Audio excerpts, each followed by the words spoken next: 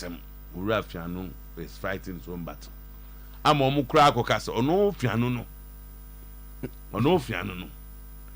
ne ho onwanwa ne se wo pega ka chairman owura keto kraku ne rally RF for mo mbeto abama so atiase intino the okeke kan ni ba papa fiano no so say he's talking about football. Yeah, no. It's not the one who won a election for me and Bibisa. No promise now. Okay, same way no. Or see, or the I can't a few time I know we general no we gaka ejuma. But obe make sure say obe clean system no. System obe clean. No, obe to clean there. See, question is akito busa ne say na sisi ana okay say obe clean or no nko obe tima because clubs no nyum no say clubs no mutua sikama FA no mo players omo ball na league na ye boy ene ka omo boy say ye omo fair e to dio mana ba onu de ogidie say ga ka hia decision no 60-70% there da bi on support mo ga yen dem so e den ama no ti ebusa sa anko sa o say anko sa ontimi fa no weapons nyina engu abontin o san different strategy ye na ase na mra so owura George free edru ho na MC no bona baso so we mo pen so de na ade na no so bia sa so re yi na se amoma ba kura se ayi nko na MC ne ho ya o de ye ba ma za ri ba na ma fe ni na fe baba ye nko na obi fe yi na se anko baba ye nko obi fe yi na se anko se ara mo ko ya nya yi no baba ye ndo aso David boss mo ko ya ndo aso na ye hwe na baba to aso ba na they say when you 4 minutes square free a plus 30 gonna share discussion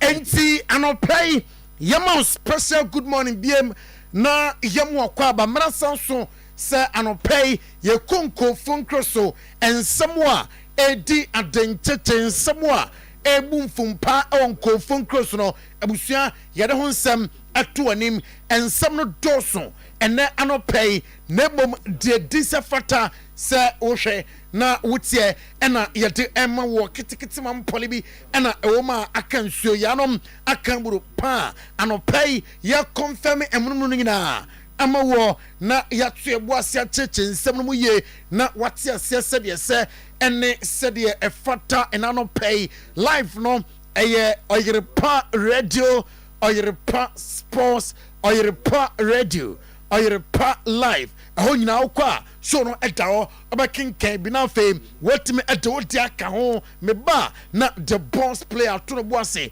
akenkan na ama sede se ene sede efata ye shasem afi French League Anum French League An match day 8 say enana esi etie yemfanto anim se Monaco etena fie enra e was Stan Louis Day when timi anshabi Lille enso entimi anshabi ene nyankopon bo anomiensa e breath ene Rene ena edi elpani Saint-Étienne ebetena fie na on Lens edi abosom Paris Saint-Germain etena fie e Parc des Princes on Strasbourg ena ebo we eye ene games a ebetimi atodwa edetna Le Havre ebetena fie na on Olympique Lyon edi aboso Auxerre ene Reims ena edi ebo ni Toulouse ebetena fie e Stadium de Toulouse na on Angers edi abo ni Nantes ene Nice ena edi ebo so Montpellier ene Olympique de Marseille edi ebo ni 6:45 p.m. Watchna ena sa game no ebetimi atodwa say ena table no esi etie e French League Anum Monaco enra obo ni match day 8 na win no entimi ama enti onya point baako eka ni 19 points no ho enti onya 20 points plus of 10 goals. Paris Saint-Germain atosumiyonum wabo 7 matches 17 points plus of 15 goals. Olympique de Marseille atoso miensam 14 points plus of 8 goals. Reims atoso 9 wamo 14 points plus of 4 goals. Lille etoso enum wamo ewo 14 points plus of 5 goals. Wabo 8 matches. Lens etoso ensia with 11 points plus of 3 goals. Strasbourg etoso and Somme with 10 points plus of 2 goals. Na oche top scorers na Emrantia in French Ligue 1 amatime ase more goals say Emma Esiatia Bakola our Paris Saint-Germain 6 goals and was say Jonathan David our Lille was 5 goals. Mason Greenwood our Olympic de Marseille 5 goals. Ousmane Dembele our Paris Saint-Germain 4 goals. And then Etim Aka Nakamura our Rams and also anya 4 goals. And play yada honsem to him live on Oyerepa TV, live on Oyerepa 100.7 FM. Now, Yansha German Bundesliga no match day 8, and Semra Dortmund a Bonomoday, Ultimate Arena, our fear, or Transfer Signal and Iduna Park, our Dortmund Cromo, Eshem, St. Pauli, at the Ekanbako, Eric Smith, and a consolation, Emma St. Pauli, Emra, Rami Ben Sabani, and your go at the Emma Dortmund now face Sehu Girassi, and ya at the 3rd minute winner at the Emma Dortmund team no, and then matches way and a Eltoja, our Bundesliga Leverkusen, Abatrafie, our Bay Arena Leverkusen, Chromo, I'm gonna entrance Frankfurt and a elbow at 1:30 simultaneously. Now Hoffenheim, our Bochum, our Prisoro Arena, Freiburg, Abatrafie, our Europa Park Stadion, on the Osbeck at the Abosom, Mainz 05, about RB Leipzig, our Mewa Arena, now for Borussia Mönchengladbach, Atrafie, our Borussia Park, on the Hettenham, and at the Aberdeen, Bayern Munich, and Stuttgart, about our Alliance Arena, Munchen Chromo, at 4:30, and a Samachi, at Toffem Yankupobwa, at Dutchnam, Hoston Kiel, Abatrafie, now on the Union Berlin, at the Aberdeen, Wurzburg, Abo, Werder Bremen, our Volkswagen Arena, way at 5:30 p.m. Watch them, and as I get no, Ebatime Atoja, and I'll pay your doing some at 2 and Oko Bundesliga after match day 6, say, and a table a see at here Bayern Munich LED after match day 6 with 14 points plus of 13 goals. RB Leipzig at Tosum with 14 points plus of 7 goals, and Frankfurt at Tosum and Sam with 13 points plus of 5 goals. Freiburg at Tosu and 9 with 12 points plus of 2 goals. Bayer 04 Leverkusen at Tosu Enum with 11 points plus of 4 goals. Union Berlin at Tosu Ensia 11 points plus of 2 goals. Dortmund about a match day 7 Enra our 7th position with 13 points plus of 2, and a Stuttgart Toso and okay, about 6 matches with 9 points plus of 4 goals. And I'll pay a Seminum a Jawa on Oyerepa TV on Oyerepa 100.7 FM. Now, top scorers in the say, Emma is here, Omar Mamouche, a player, Emma entrance Frankfurt 8 goals, and was Afe Dimirovic, our Stuttgart 5 goals, Hurricane, Bayern Munich 5 goals, and an Ensa Etime Aka, and I'll play Yarasan Semna Ejawo. Now, Yabako Siri Anum, a match day 8, na Siri Ano, and Yabaka games outdoor pa. I will Siri Anum, na Detenie. Como and a Palmer and a bomb at 1 p.m. El Stadio Giuseppe Maenza na Singalia na Como and a match them about me at Toffem Genoa and about Bologna El Stadio Comni Ligi Ferraris Genova Como and a side game them about me at Tota na 4 p.m. AC Milan and Udini at the Abosso Stadio Giuseppe Maenza our Milano Como and a game no about me at Toffem Juventus and Lazio Elbo our Alliance Stadium Torino Chromo and a Samach no ebetime ato from way a matisa and ne etoja a Dutchnam ebenya Empoli on it Napoli and an elbow our Stadio Carlo Castellani now Filetti atrofim na on Fiorentina at the Abrani Venezia elbow Atalanta na Cagliari and Torino at the Abrani way a otna matisa etoja Roma and Inter Milan at the Bebosom our Estadio Olimpico Roma Chromo and a Samach no ebetime atodwana fe Monday night football our Stadio Mark Cantonio Bentingodi amune Monza and ebebom 6:45 say and table no esi etie Serie A table no after match day 7 Napoli and early day Napoli 16 points plus of 9 goals. Inter Milan atosum 14 points plus of 7 goals. Juventus atoso miensa 13 points plus of 9 goals. Lazio atoso 9 with 13 points plus of 3 goals. Udine toso enum 13 points. AC Milan atoso ensia 11 points. Torino atoso enso 11 points. Atalanta atoso enwache 10 points. Roma atoso enkrom 10 points and Empoli atoso edu amonso our 10 points and pay yere sansem ejawo na top scorers our Serie A nom abusuam say and esiatie Ritagi eto atna bruta na oko Jewish Stadium home and osina kan Atlanta 7 goals. Marcos Thuram our Inter Milan was 7 goals. Christian Pulisic our Milan 5 goals. Dusan Vlahovic Juventus 5 goals and afa odawni koko piema Como Abrantia Dudona enim se da bi oni ho say Patrick Cochon and also as 4 goals and Adams our Torino ono as 3 goals and play resan sem na now ma yambra La Liga num na fe yanhwe Spanish Primera Division Santander matches ebotodwa enra na enra no na game bako and wo ho ya the results na abema na fe ene matches ene ochna ya boni nyina so ama Deportivo Alaves and notifie our Estadio de Mendoza esemino amfa Valladolid abona kamiensa na Mamadou Sila Diallo enya goal. Salem Amala and afe Muhammad Tuhami and about 3 goals. Emma Valladolid and Kike Garcia and Tony Martinez and your 2 consolations. Emma Deportivo Alaves and Oko Athletic Club Bilbao Suya abetan fiem our summer mess barrier na on Espanyol at the Aboso Macho Busquets center referee Osasuna and Rebetis and Ebo our Estadio El Sada our Pamplona Alejandro Munez and Eto Ayeremo 2:15 p.m. Girona and Real Sociedad ebebom our Estadi Municipal de Montilivi our Girona Como na Cesar Soto center referee Tata Vigo ebetrafie our Balaidos on Real Madrid and Ebo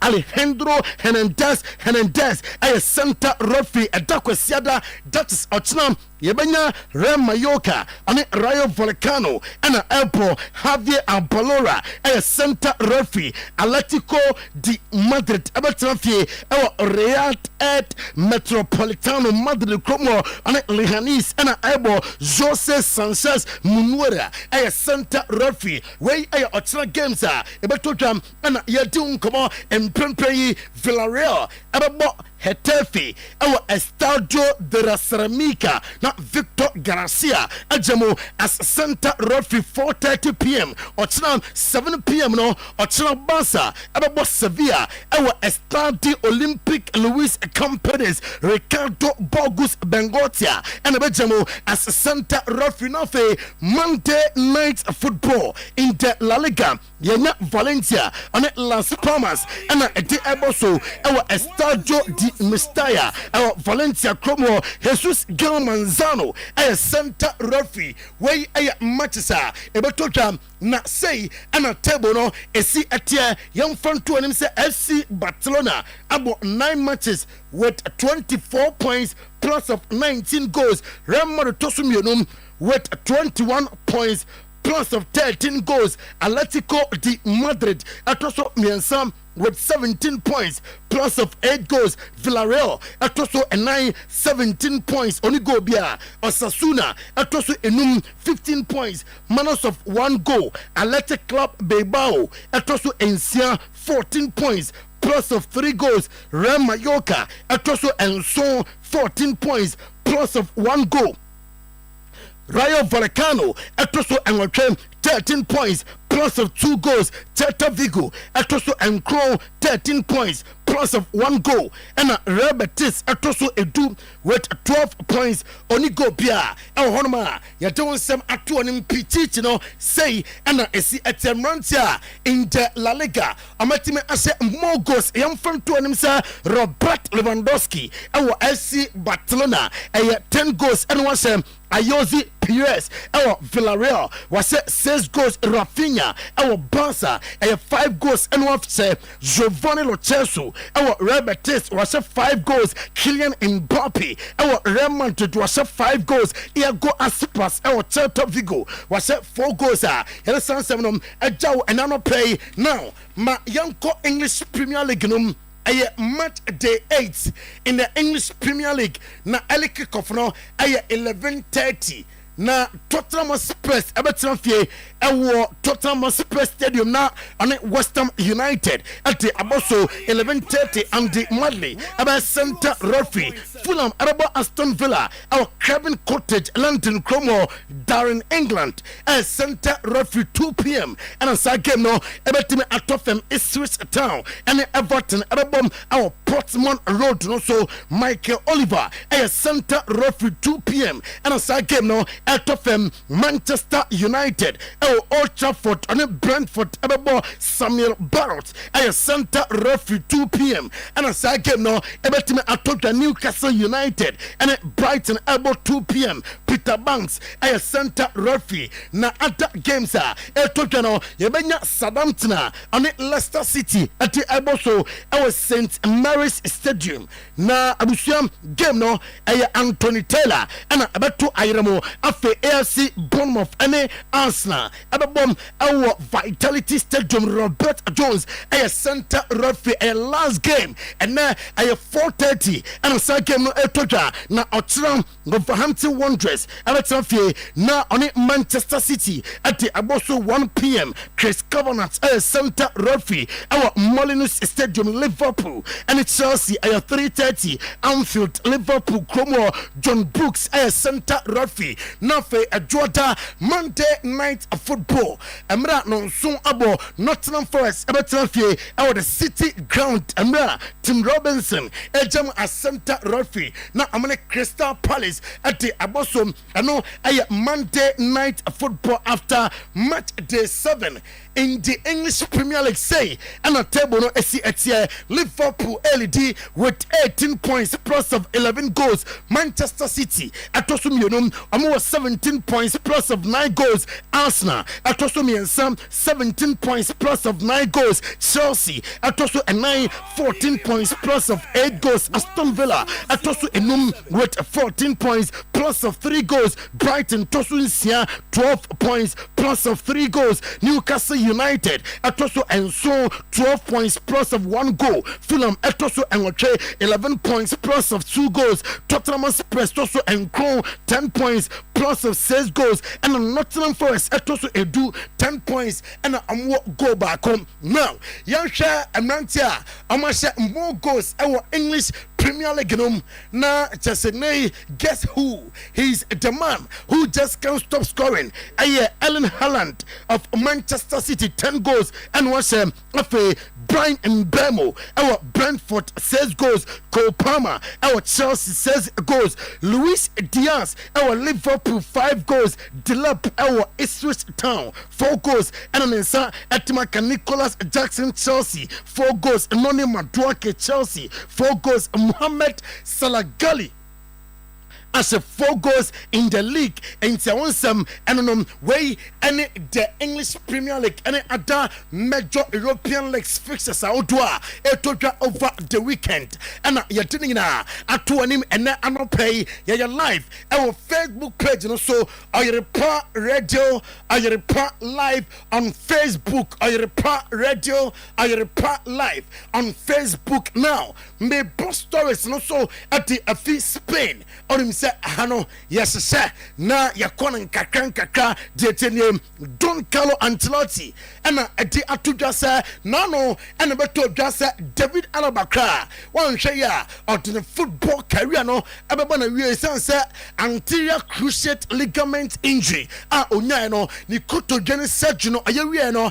ase kotodwane ehi enti ase enti man nto ye enom na enra ewo ni press conference ahead of Vigo game no and also no krabia any sansem nom say David Alaba a person a retire from football or say ni recovery no course smoothly na amotwa nim say nyankopon bo a latest by November obetime asia kan am Real Madrid me sansem nom ato anim Lamine Yamal or say no kranie ono de obeka and say Xavi Hernandez ontime nyine bonia da say ono as a player ojamba bi no kase bia ne former coach Xavi Hernandez ebia wamona obeka se bia otwantro na mum dia all can say under the auspices of Hans Flick nyamianim no kranie Barca niema sesa or say Barca philosophy no coach na tiase and afa odin kodani di edi obesa Mark Casado eja Barca big game mu na obo or say Salden say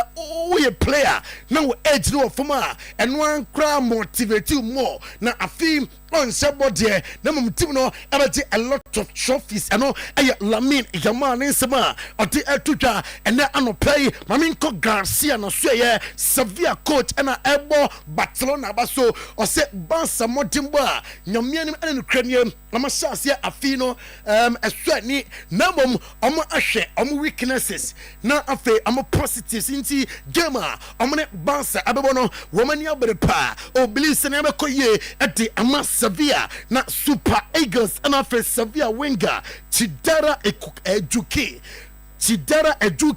and a to just or no watch a Barca team no Ukrainian Barca abonomoti pa na amuso ready for Barca team no na Barca they are beatable now no and Osasuna our Pamplona amuche wiasingina say team bi ebetime as a Barca say our study Luis companies Barca fie and a game etoja de na mbetin kunim nyankopon boa Sunday and yansema oti etoja na enra our Barca storeroom ho na nyasem keto crowd onim say omobo game over the weekend against Sevilla there now so as a team supporters in there amani wo classico no so onim say fund back on eco Barca store na spending over £8,000 £8,000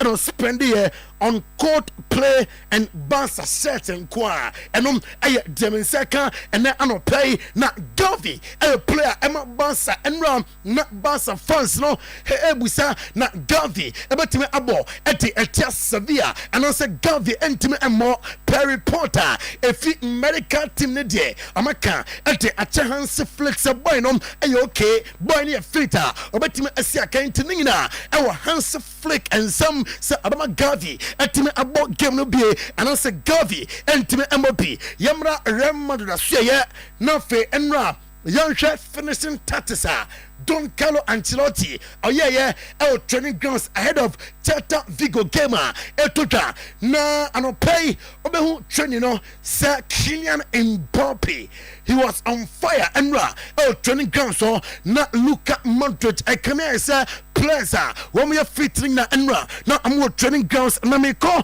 Zinedine Zidane na so Real Madrid legend on him say the greatest midfielders in the history of football ultimate any Zinedine Zidane and film the legendary Frenchman no one and I'm making almost 2 decades with his star and his spectacular goals for football on himself Urano also 49 goals in 227 appearances for Madrid already La Liga and already Champions League with timer of spending our Madrid na and paying ɔde nsɛm pii ɛna atodwa ɔse in 2002 Champions League final ɛwɔ Hampden Park ne goal na ɔhyɛeɛ ɛde ɛtia Leverkusen no goal a wahyɛ Madrid nyinaa ɛno ɛne deɛ ɛfɛ paa ɛne yɛ Zinedine Zidane ne nsɛm a ɔde ɛtodwa nsɛmtwerɛfoɔ ɛkɔ so busa Zidane sɛ na Kylian Mbappe bɛfa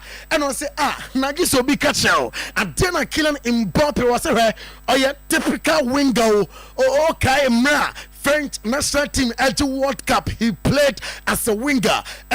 Paris Saint-Germain most of the time now a ball as a winger. What environment or compare La Liga with French Ligue 1. La Liga was so at French Ligue 1 so far. Injus Kakabaye was 5 goals in the league. Was practice goals on Abefa or say not pressure one so it's a ultimate adaptation. Yeah, Juma colleagues Buanum into goals in the day. Abeba and here Zidane on Kylian Mbappe Madrid squad. And I'm a publisher on website. I'm 11 players at the Afesi Celta Vigo. Say and I see at goalkeeper no Thibaut Courtois or your back loaning and I say your mastery. Remember any goalkeepers Mianza Don Carlo Ancelotti at the Moko game nom at that Militao. Lucas Vasquez, Jesus Verayo, Frank Garcia, Rudiger, and Felan Mendy. How many defenders, midfielders, Jude Bellingham, Eduardo Camavinga, after Federico Valverde, Luka Modric, Aurelien Tchouameni, Ante Goulet, and Ceballos, woman, and midfielders, Otomo Echo Game Force, V Junior Mbappe, Rodrigo, and Hendrick, woman, and strikers, Otomo Echo Don Carlo Ancelotti in Central for Egusom, I don't know, 18 come on, and Ombusa the Donsa, Openi, na speculations around Kylian Mbappe. Allegedly, sir, we were POP, and yet the sign of boy and a fan was a tough guy. Hey, what did you come on? I was saying, no, Busan said, now 7 was manager to a Sassam Gubabi cra.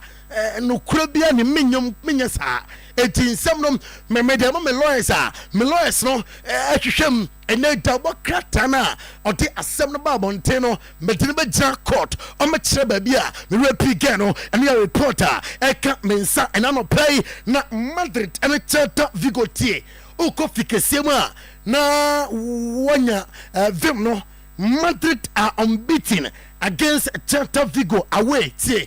Say Madrid and Celta Vigo ebo ewa we no Madrid are unbeaten 11 games the last time Madrid elusu our Balaidos May 2014 the last time Madrid elusu our Balaidos 2014 May na reporter mensa ekanye Erling Haaland a player Emma Manchester City.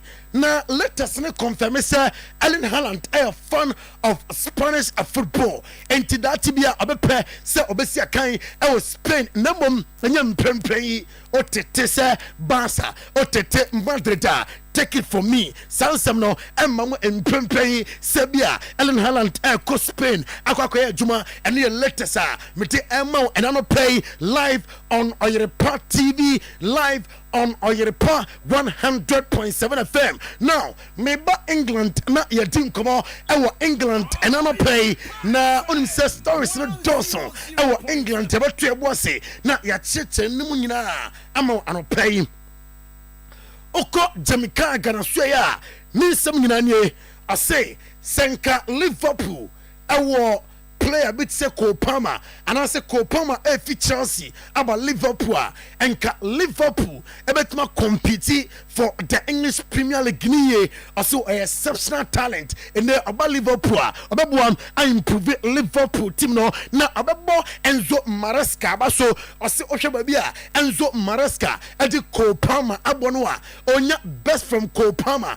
that is Cole Palmer our eye for goal our special passing qualities and way the qualities of Cole Palmer and a coach in Ahua results from. I said Liverpool Chelsea, a very difficult game, and then some Urano at the Tuja and Ano play na Enzo Maresca and in the mountain trainee ahead of Liverpool gamer or 3:30 8:20 and play on Oyerepa TV abasha enyama Enzo Maresca our training grounds David Mola Osiakai Emma Ezi Akma or defender Diamete terms of Chelsea track the 22-year-old left back say Omra Emma Juma Emma Chelsea unim say Makacho say Benchiwo Chelsea Bejano Kwai latest by January until say Omuprobi na Abesana Nai Ground Porter and Ebo Moises Casedo Abaso Meboni unim say Abrante na be PM Chelsea no e kan wan sem se pressure no doso munya botre Moises Casedo abefa o se obi a wo hu Moises Casedo the bulldozer afino on se obon best football na the credit abema Enzo Maresca wa manage boy ni he say pressure bia no so o se top player 115 million pounds sa talks around that price no kwa pressure and easy and no one expect something different from Equaya Moises Casedo first to say Chelsea Enzo Maresca at Nsempi Atuja na Enzo Maresca and HM say no team no they open onyanyanye team no any completed baby opposite team level no eduno around 60% na work is in progress and kakra the man na je and say enye na oche training grounds baby opposite team no ekono and am kwan so a wo mo ekomanim na Liverpool training kakra and no play and a slot and the mountain so echiche amapominti ye ba hwe de and a slot ahead of Chelsea game no na de tenye Trent Alexander-Arnold or say against Chelsea it's always difficult game. I'ma prepare ye pose say of national assignment ba now be game yana entise what games at to no number they will never disappoint and ombe Komanim Nafi Ochna against Chelsea. I'm for victory. Our Anfield, Liverpool, and Manchester City na Jamie Bino Gittins. Osia came Emma Dortmund. Onim said nano and about to just say boy no wafi Man City Academy num ako Dortmund na left wing kanani so adun said atibia ababa the English Premier League num Diamete say Liverpool and answer City mbako and obeko akosia kan ama womo yebetim come and a slot and some no dia tuja ahead of the big game on Sunday and after Enzo Maresca anonso sembe no dia tuja ahead of the game ochra enti coaches and players time yebedi coaches mi no hu come woman sema enram abodi tuja our press conference no yeba na fe yabo sound voices no ama wetimi ahwebi na run govern bet and dia tuja say game etoja external pressure wom okase bia pressure ni mu a na eya dada na mo amode omo ready sa game no ometimi afa win na fe enema timi akoye ade amano enti ebahwa na fe ana slot ana fe Enzo Maresca enti ebetia Enzo Maresca embra odi to just race James obetimi about one game a week for now. In this moment, I think can be the solution. Now in the future, I don't know. But if we want to build something with him in terms of physical condition, probably the solution is to allow him, to go slowly, and to use him once a week, and then offer in the future we can use him more during the week. But in this moment, probably we need to think to use him once a week. It's difficult, but at the same time, it's nice because you know that one of them. The one that I choose is going to do well, so this is a good feeling. Na no na ye din komo e wo Arsenal so Mikel Arteta a confirm say Ukrainian Martin Odegaard obeba enti bia baba ya adwuma e de ama Arsenal and no play ya confirm ama wo Arsenal training enra yebehwe on your screen Niama Arsenal training grounds Mikel Arteta I confirm say Tomiyasu Abrantenom they will be without him Nyankopon boa ene eno ayensema oruano eti etudwa Calafiori say oba Arsenal no against City a game anu kwenie esene papa osi wana na ohwanim say Arsenal ebetima dinkunim e sa game no sa game ne game a ne ruantimi mfida biara da ene yansema ruano ati etudwa ene anopay Mikel Arteta manager Emma Arsenal osi the English players womo ewo Arsenal no how many are they? Sir, the three lions of England Etma appointed Thomas Tuchel. Thomas Tuchel this is a Champions League winner. Na wakote Bayern Munich or experience by Paris Saint-Germain or finals of Champions League in T. So when you're such a manager in Koya, you first a manager talent and Mikel Arteta Nensema or DL Tuta. Na Mikel Arteta Buakaka can have vet development, no. I said, why am I afraid of Abrante said Osibono and Tisamra? Now, what's us in the same sea? Well, that was the idea because we believed that he could do it. He could bring to the team certain things that we didn't have, certain qualities that we were certainly lacking. But it was a big question mark because he wasn't producing what we required as well at that level a year ago or 2 years ago. We believe with changing the environment could affect him in a really positive way. Every conversation that we had with him, it was very reassuring that, you have a plan. And no, Mikel Arteta, and some way, I took Yanko Manchester City, and Pep Guardiola, I must say, training woman ahead of weekend gamer. I'm on it, Woos elbow. Now, I don't pay Mamenko Ryan Ants Nori. Now, or a defender.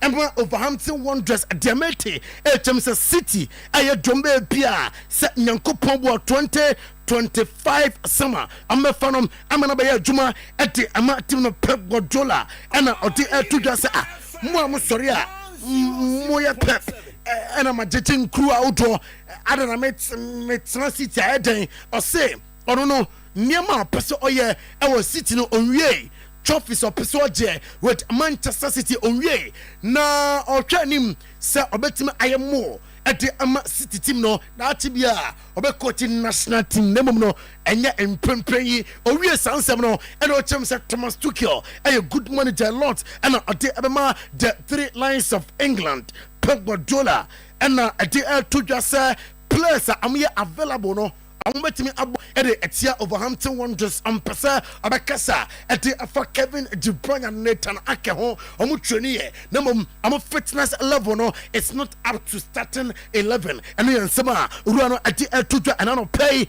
na say ode yentie injury return of Kevin De Bruyne and Nathan Ake from Pep.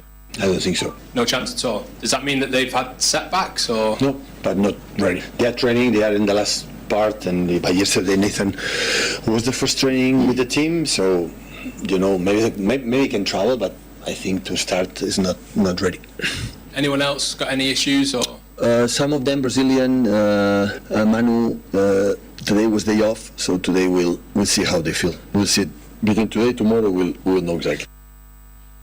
Yabajira Manchester Cromo from Manchester City. Yanko Manchester United. Now, the main teacher, Mr. Eric Ten Hag still. Another Frankie de Jong, no, who or Pesa Oba, na Abaya Juma, Emma Manchester United in Amba Sassino until January now summer. I'm a consider, sir, about me Abuam, I'm a United, a Quaco anymore. I'm a consider no.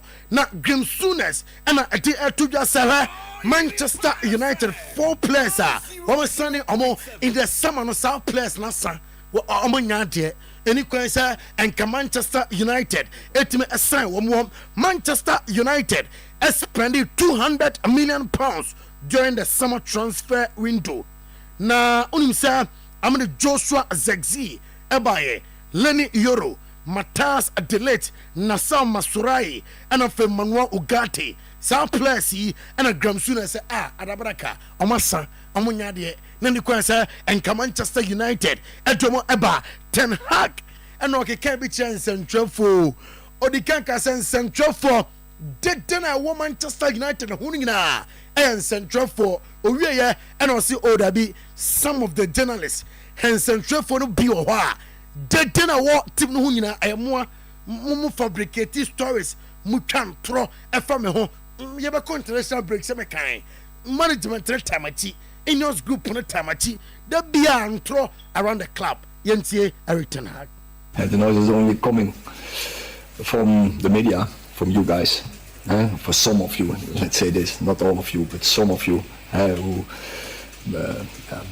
bringing up stories, creating fairy tales, making a noise, bringing lies, because I know we are on one page in this club. I told this before the break. I told several journalists, probably they didn't believe me, because I see the reports, but internal in the club, it's quiet. Of course, we are discussing in the position where we are, and that we are unhappy with the position where we are, and how we have to turn the corner, and what has to happen, and so what should be the strategy to turn this corner. But ultimately, we are quiet, we are composed, we stay where we are, we stick to the plan, and we are very convinced we will make it a success. Intiminim sir Eric Ten Hag go tear or passports ya voice him phantom me the boss player me real stories no but transia mesan bomb na tie bi obi send message say as a voice there as a Ten Hag team is to and otwie ho eti yakwaba mi to ba ya voice na tie bi na Ant Postecoglou and central for we say on West Ham airport there nemom no my musa that bia say England adwuma no beda ho a o be pesa obeye emu ani look one day. Yeah, one day. From my perspective, like I said, I enjoyed international football, but I felt, there was by the end of it, I was really keen to get back into the day in, day out of club football, and it's where I'm really passionate about. But in the future, who knows? I think so. You kind of, I do feel an attachment to certain nations that I've worked in, so it wouldn't be exclusive to. To Australia. Probably, in fact, I wouldn't coach the Australian national team again because I've kind of done that. So, but look, it is a real. It's a different role. There's greater responsibility because there's a whole sort of nation's expectations around that position, and you feel that, but hugely enjoyable as well. Nti eno aye Ant Postecoglou ninsema odi etuja na odawani koko piema edi ntikra ena Yankuba Mente mutime etono ora yensi opirine ba Manchester story nim amo enti yebefio na fe yafi England akọ Italy na fe yedim komo ena no play ewo Italy maminko Thiago Motta na suye Thiago Motta and the two just still Juventus remains competitive and nay Juventus babia womodi team no ekono ebe kwa nim and kakra team no be do or believe our players are impelling for the abanum nansem chop for busan say do son of love it yatete say onye fan of do son of love it and on say no krabia any sansem num or a player ama Juventus say e say debi o jama o si akan enti o kan plans ho nabom o dia tudwa say ebia wadwe on say Johnson Bremer pra afe Akados Milika pra Western Macania pra Cop Minus available Nico Gonzalez pra Francesco Concesao or suspended Nicolo Fagioli and Timothy Weah woman available for selection and wobo etia Lazio and also irrespective of players playing on betting kudim ewo Lazio so eno aye Thiago Motta nsema oti etuja ene ano play Marco Baroni and oye manager ema Lazio o say Juventus statistics in ye they are playing good football o manager na our plan and sa plan ɛna ɔde ɛyɛ adwuma ɛbɛyɛ difficult game na mmom ɔhwɛ nim sɛ ɔbɛtumi akɔ so surprise intercourt Simeone Inzaghi abusua ɛgya bɛgu no kyɛm ɛsiane sɛ ɔne Roma game ɛwɔ Stadio Olimpico already Zelensky ɛntumi ɛnsi akan na deɛ yɛte ɛtam sɛ midfielder Christian Ansalani ɔno nso apiki knock ɛnura ɛno ayɛ letters a efi Inter Milan na ɔmo aso yɛ ɛto dwa Simeone Inzaghi ɛna de to dwa sɛ playing against Roma ɛwɔ Stadio Olimpico ɛbɛ difficult game na wɔsi Serie A no wopɛ sɛ wogye a ɛyɛ games bi sei ɛna wɔ sɛ wohyɛ na afei wotumi adinya results a wodoɔ na wode accumulate points no ɛno ayɛ nsɛm a ɔde ɛto dwa ɛna no pɛi na abusua former Roma defender Cardos ɛna ɛde ɛto dwa sɛ ɔno ɔntumi mfa nkyɛ Jose Mourinho da atete a Jose Mourinho ɛtene ɛfam no ontimi ɛmfa nkyɛ Jose Mourinho da biara da manfo sɛ a Jose Mourinho ɛpanakyɛw ɔsi wɔn panakyɛw da na ɔno kora no Jose Mourinho ɔngye ndi sɛsɛ no kɔto Jose Mourinho a ɔbɛtumi ɛne no ɛdi nkɔmmɔ ɛne yɛn nsɛm a owura no ɛde ɛto dwa ɛna no pɛi yɛnkɔ Stadio Diego Armando Maradona mmarantena so yɛ na Antonio Conte ɛna ɛtene ɛma Napoli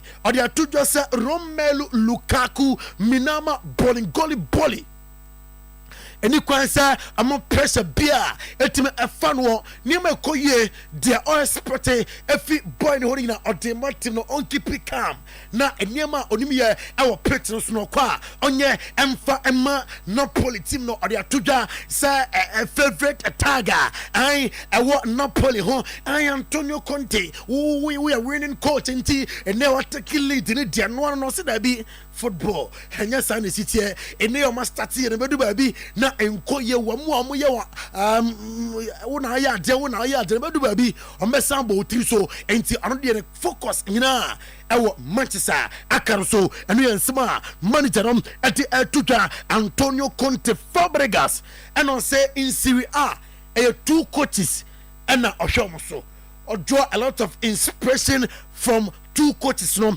or say Simeone Inzaghi and Thiago Motta every day ashomom amo aye two coaches amo juma amo ye no NFL enti ono so esuampi ye be fi Italy ho na ye ba Germany ne adin komo ewo Germany and ano play Leon Goretzka oye midfielder Emma Bayern Munich I say ono no nya na adwin say January ya obefi Bayern Munich and post obefi Bayern Munich na enye this January transfer window and you Leon Goretzka then some I don't know Bayern Munich star Jamal Musiala unim so pra according to reporter mensa eka some medical team Emma Bayern Munich Jamal Musiala ho adwuma say very soon Jamal Musiala about fit na fe game against FC Barcelona in the Champions League Jamal Musiala etime asiakan na Alexander Pavlovich say open player back Vincent Company and for the Niagara our buying team noir Alexander Pavlovich most efficient passing midfielder in the Bundesliga Alexander Pavlovich na onim se Patrick Eras ostakan Emma Hostin Kill otoso mienum Niklas Süle or Dortmund otoso miensa na Jonathan Tah otoso enai eno ay letesa efi Bundesliga no ba ya don samina eto anim na anopay Omar Mamouche onim se awene player of the month of September award ewo Bundesliga num na Omar Mamouche ade atudwa se emanfo bonaba so na wo ya de entron from for striker yi yenya udani wo ye buei osesa ansem ni na o mani tirimu nya ne de enai manfo bonaba so o tiranko ya sanko for the obo krata odo a omotwe headlines akese efame Omar Mamouche hono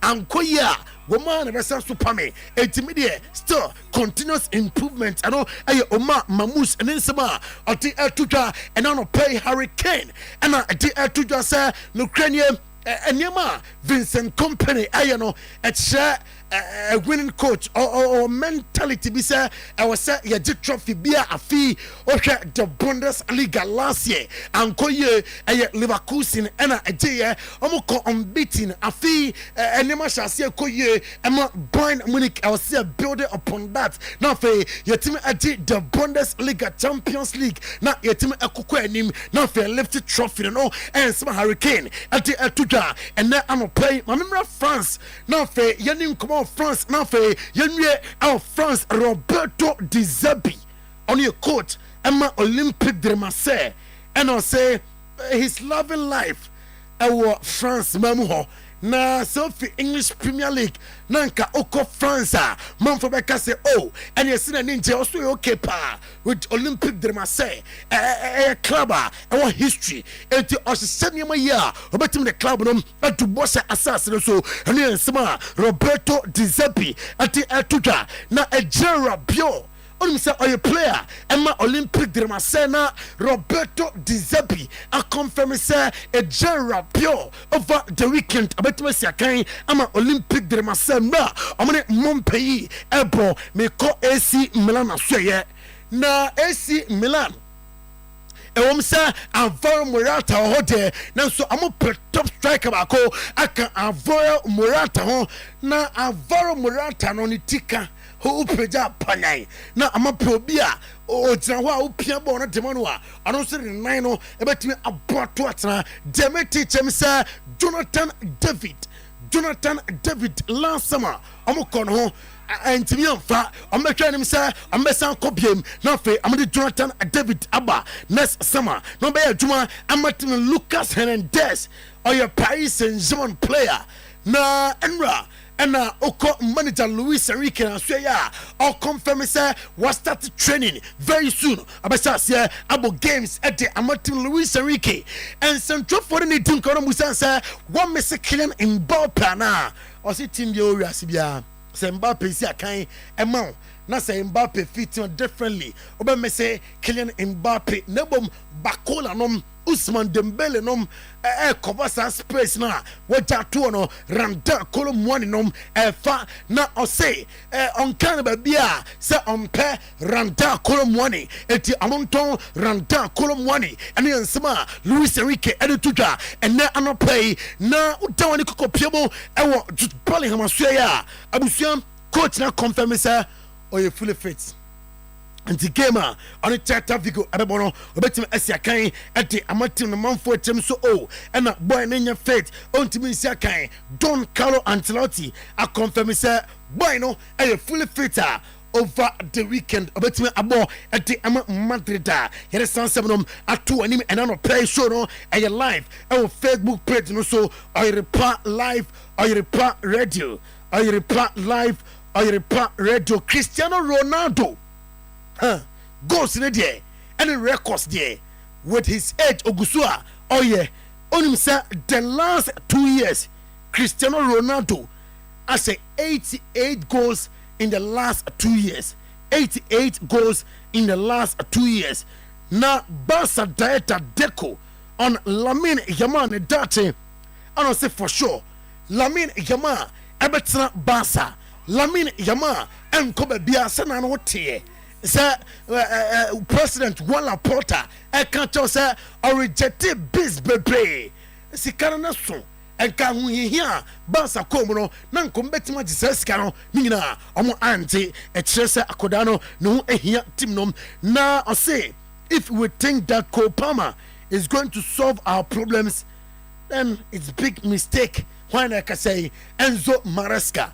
I say, Obia we say Kopama yi on na be solve your problems nyina we Chelsea ni and answer we obi now dress a mistake and we Chelsea team na ya build no ya building fancy ba ko for so a stratton down and tell you shame now perform here you are performing for the team and you nsema Enzo Maresca at the etuja and na anopay na Ten Hag Manuel Ugarte has recovered and he'll be available to face Brentford away and no manager Emma Manchester United Eric Ten Hag and I didn't say to say Manuel Ugarte a free time bebo eti etia Brentford don't sem to wanim na udawani eko anaslota suya Trent Alexander-Arnold link with Real Madrid and I say Ukraine no a player no any team na same player na there only the team come out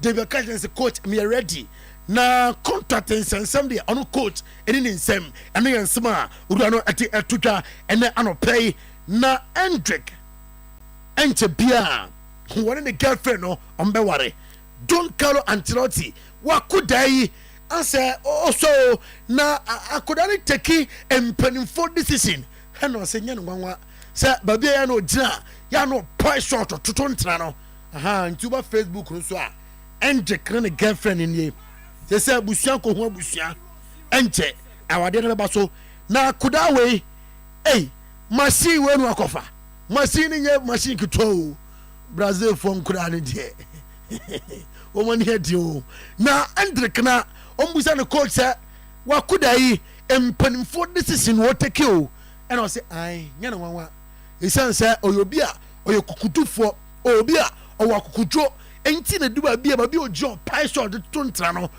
we coach oye fana na ajonsa eno aye Hendrick latest ena yete ema ene anopay na wutawonim eko ansam fufrema Atletico de Madrid, the player of the month of September, Ekoi, Emma Conor Gallagher.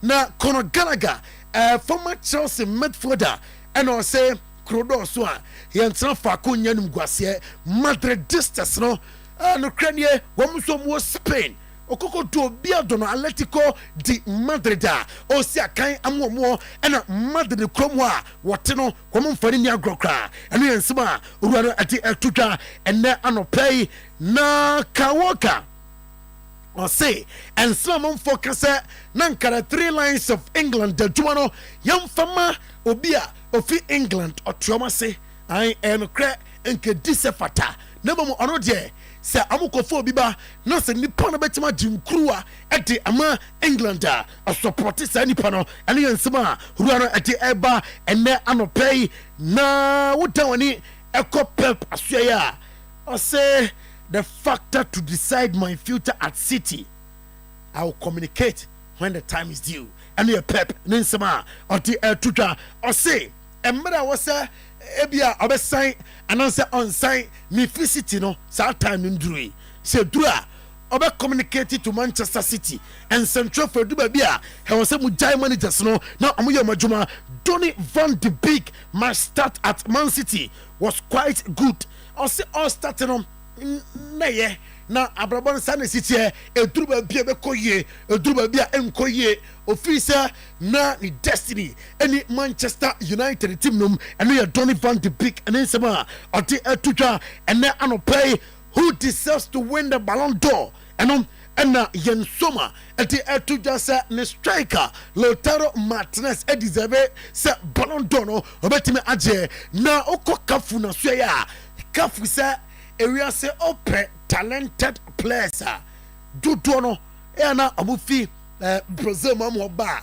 omu che wiase nyina se omu timi ye niye na Vinicius Junior o believe say Vini Ballon d'Or no obeje Vini e deserve the Ballon d'Or ya under review Nema oyeye with Real Madrid and Nema oyeye in the Champions League in the league man team Ballon d'Or no man ye enyi debia and a player con national team or performing national team a different from club side the way with Madrid no oje Ballon d'Or na on eya dwen Raul say rep case no finally on him Mbappe din komo na on we legend Madrid we season aka Madrid nkura no kra onko tibiem osinya no kre wo pussy boy na my boy na nkisa ka tell say na bere na mayesa sansem no mo kan nyina no kura bia nim otia to fatu baby na me pese meje trophies outdoor with Madrid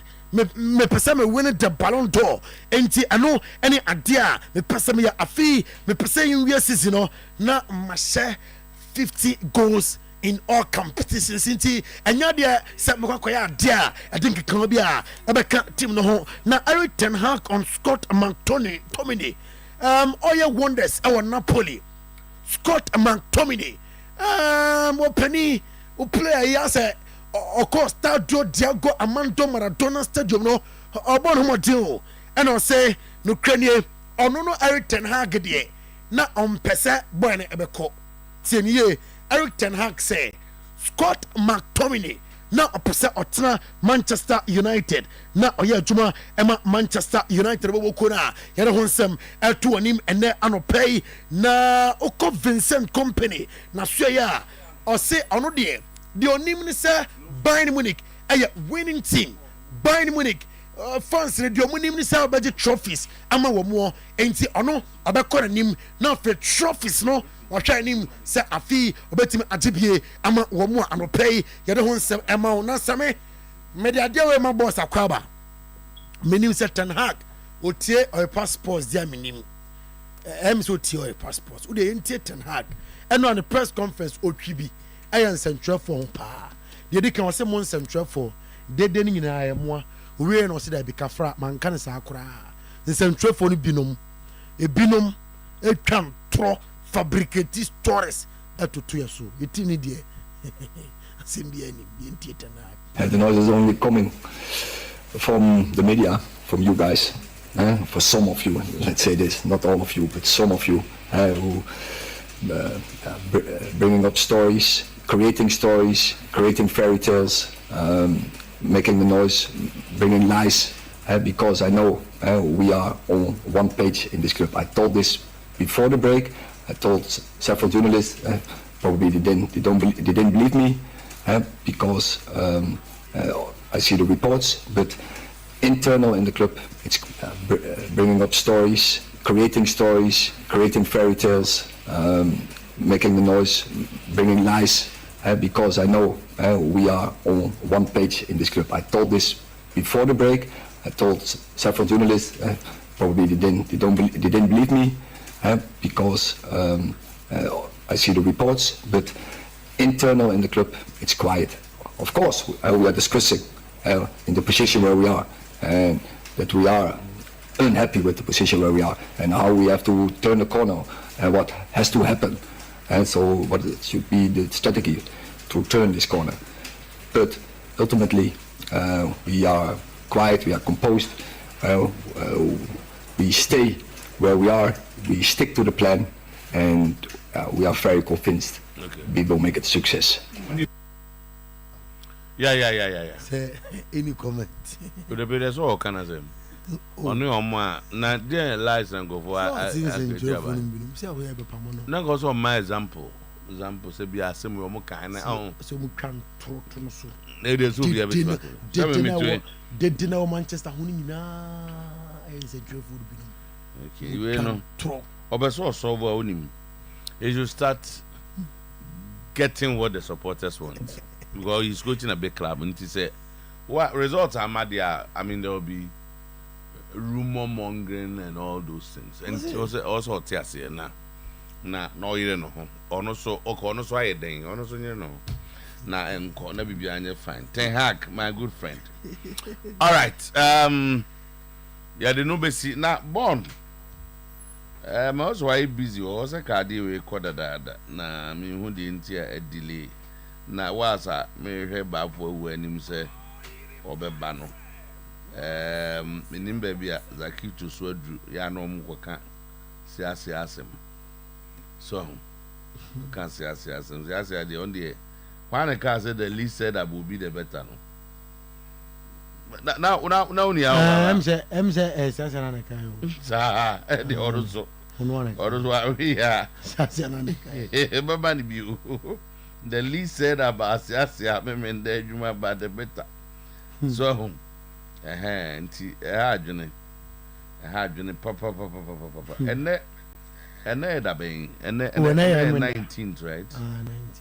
19th. Okay. 19th of born in Hadi, Mamma said. And no one, a correct one. We'll see where we are on the mint. Okay.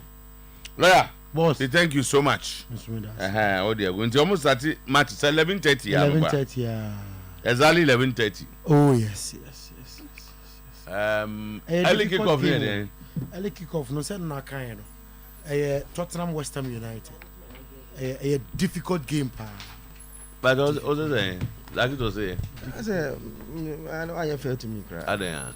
Because producer and I say, I say, Obama, I say, no, my bad. Then I'm kind. I'm carrying power. Maybe you say we can play the tip. Say, me doing him, and now me to I Yampia. So, me just say, you are not in the studio. Until no meaning baby, I walk. Banana, not Siasiana must say. But if you are not here, you are not here. Baby, I walk there, and there. That will say studio near Banya production. A chest said your preparation was late. Oh, it's preparing you. Oh, dear. Oh, I'm not that for. Now, Basin. Judge, I said, them up and down. Yeah. Oh, that Jada. Sadian there. I was saving you a banana. Sadian there. Some of my boy mo. Some of boy.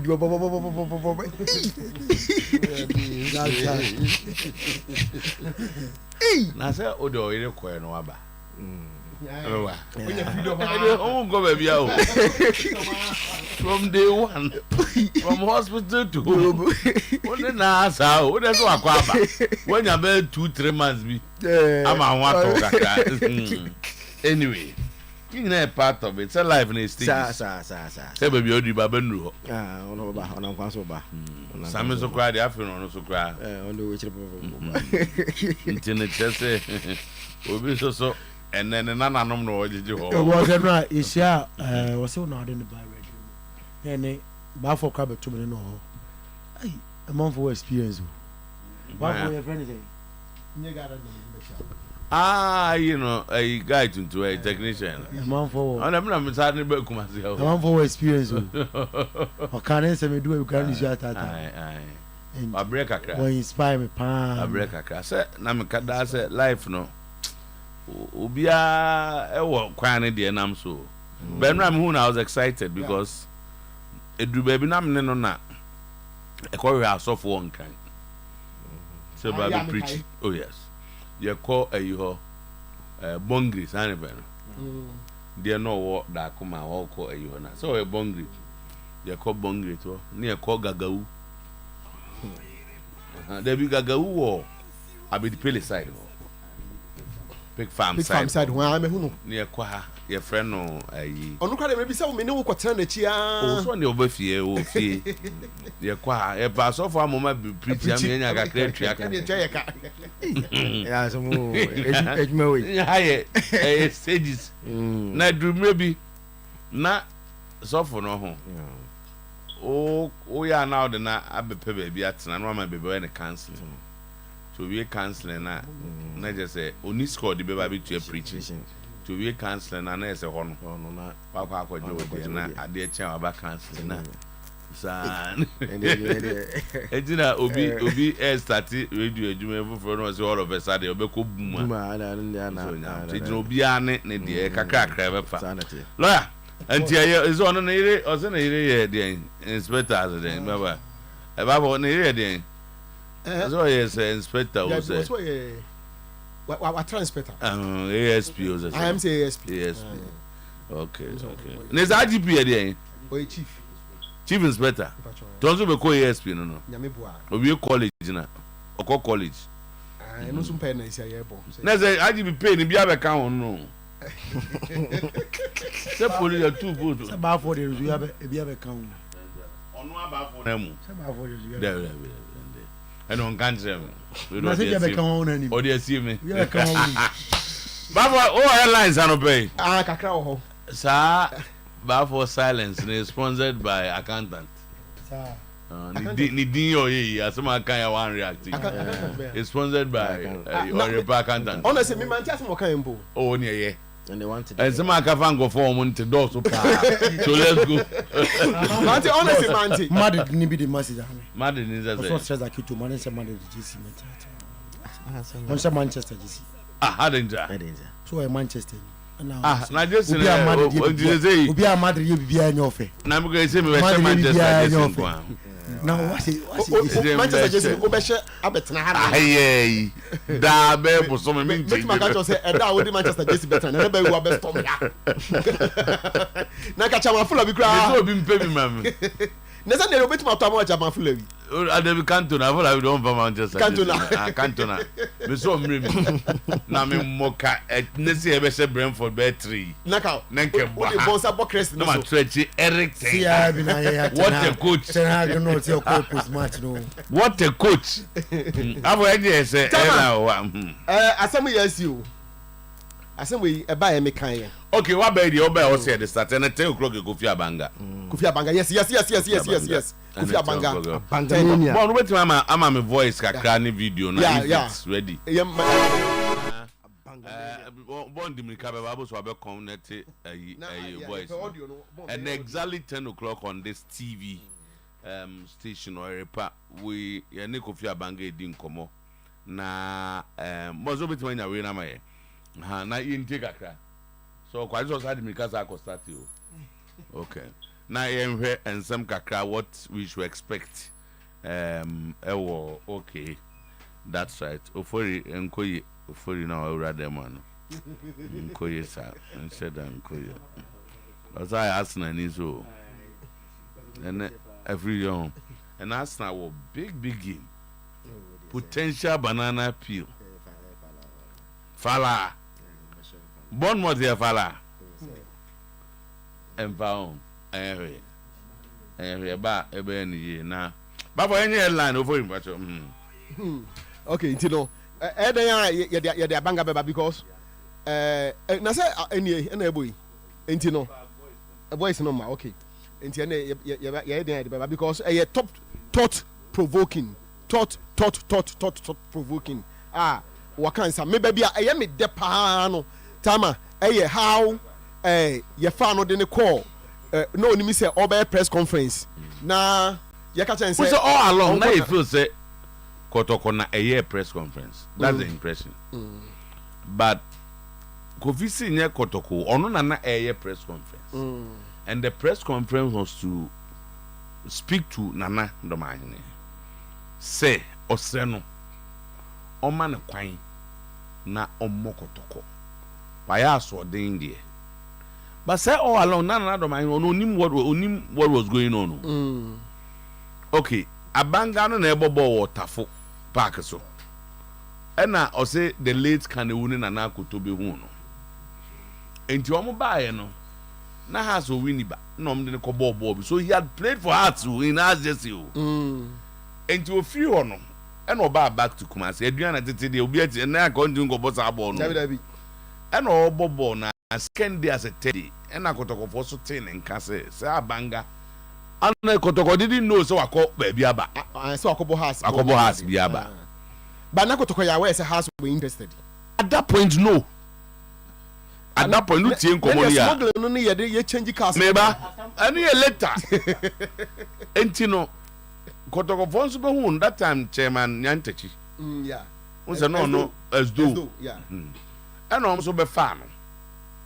Tomo fan na straight ne na fee, bant my ne fee. It was day one no draw kwa na ekọ atimodan. And also yenko. Nto ne ko ye. Nto ko ba otifie. If you not didi anopa wi anwumre. Santi wo mu ana omuma na sign pre-contract. Na kotoko de omo has factor ne mamu to them bebreu. To sign also all sign pre-contract no catch them say na card ne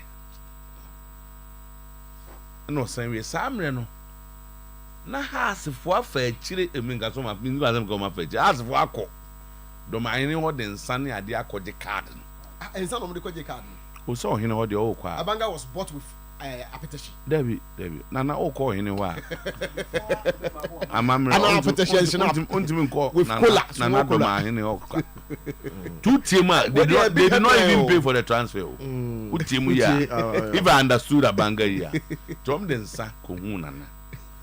And was na me that time aduana enim say ye no kakra na kotoko ne has nyine pem play ade a na hohoahoa nti has for money card na nko ti has for akoje card na kotrankan what you say and oti kotoko chairman fee and e de na ekoba nti alarm blow say has for akoje card ne ade na nana enya awe no I'm so okay and first of all apologize to nana publicly ansana bibia be kra akoso enti saa ne press conference no ti dan o ye press conference ni wie no onam kwa ho se ya wo shares ho se tafu se onamwa na prince Uma ye ni senior brother and manager sort of no Kofi na una ya osa as if was him famra ye hu no so no kwa nti o ano tena kan mu and also me jiade okru from to no so nam jiade okru from no enti anwumre no e na o ma analyze okay na na so omra ti na o se omde ne ko doma mi wa dan no I press com da binya doma atem doma mam tema na de ne ko okay yes tema na doma bi anim enti o mo de kon de onim se o ko na doma na jo akopa ne che so o mo ko enti o se ko na ye rambo style kom sisa ka we na kotoko foso nyala na adwo ne se Abanga has been kidnapped. Abanga o mo de konka ko wa mafi o mo na de ba be press conference e tire ne de on kan nyina a TV stations ni ade nyina ko amanfo kokko enti o mo change ka we no anadwo be 12:1 to so mo dru enkran na be 2-3 and a street ka bi fa no mo de ne call na so mo de ne call no ka 2 no ba kwa san baba ko de o na ye no Omo de meko ha na no man so mo kra so se mo je ne ma mo ka mo de be round sinti anopa no ma mo ko je golf se ka no kra be so de man no so asere no nyam enie no waje kotoko 10,000 100 million 17 years ago That was money. 17 years ago 100 million Hey, yes kekto. Waje na de o kan se o so kotoko for never took the money back and a house for so money scow was him maybe on the paper be train so much you 3,000 30 million. Another headlines I will Kotoko pay for Abanga to pray for house. According to me, the sound no story.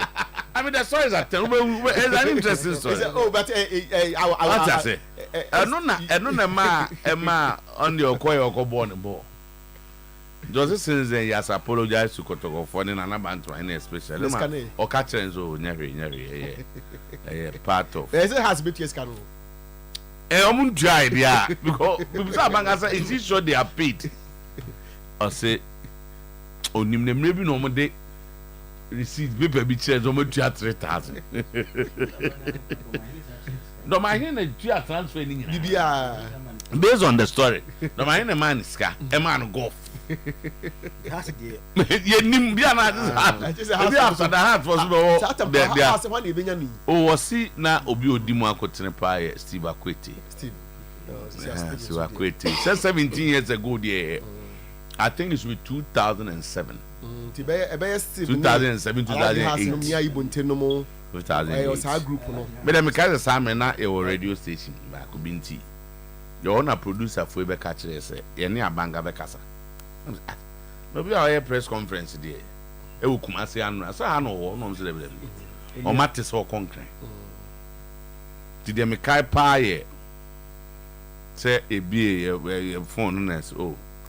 Kofi. Hello. Kofi. I said, "Brad time."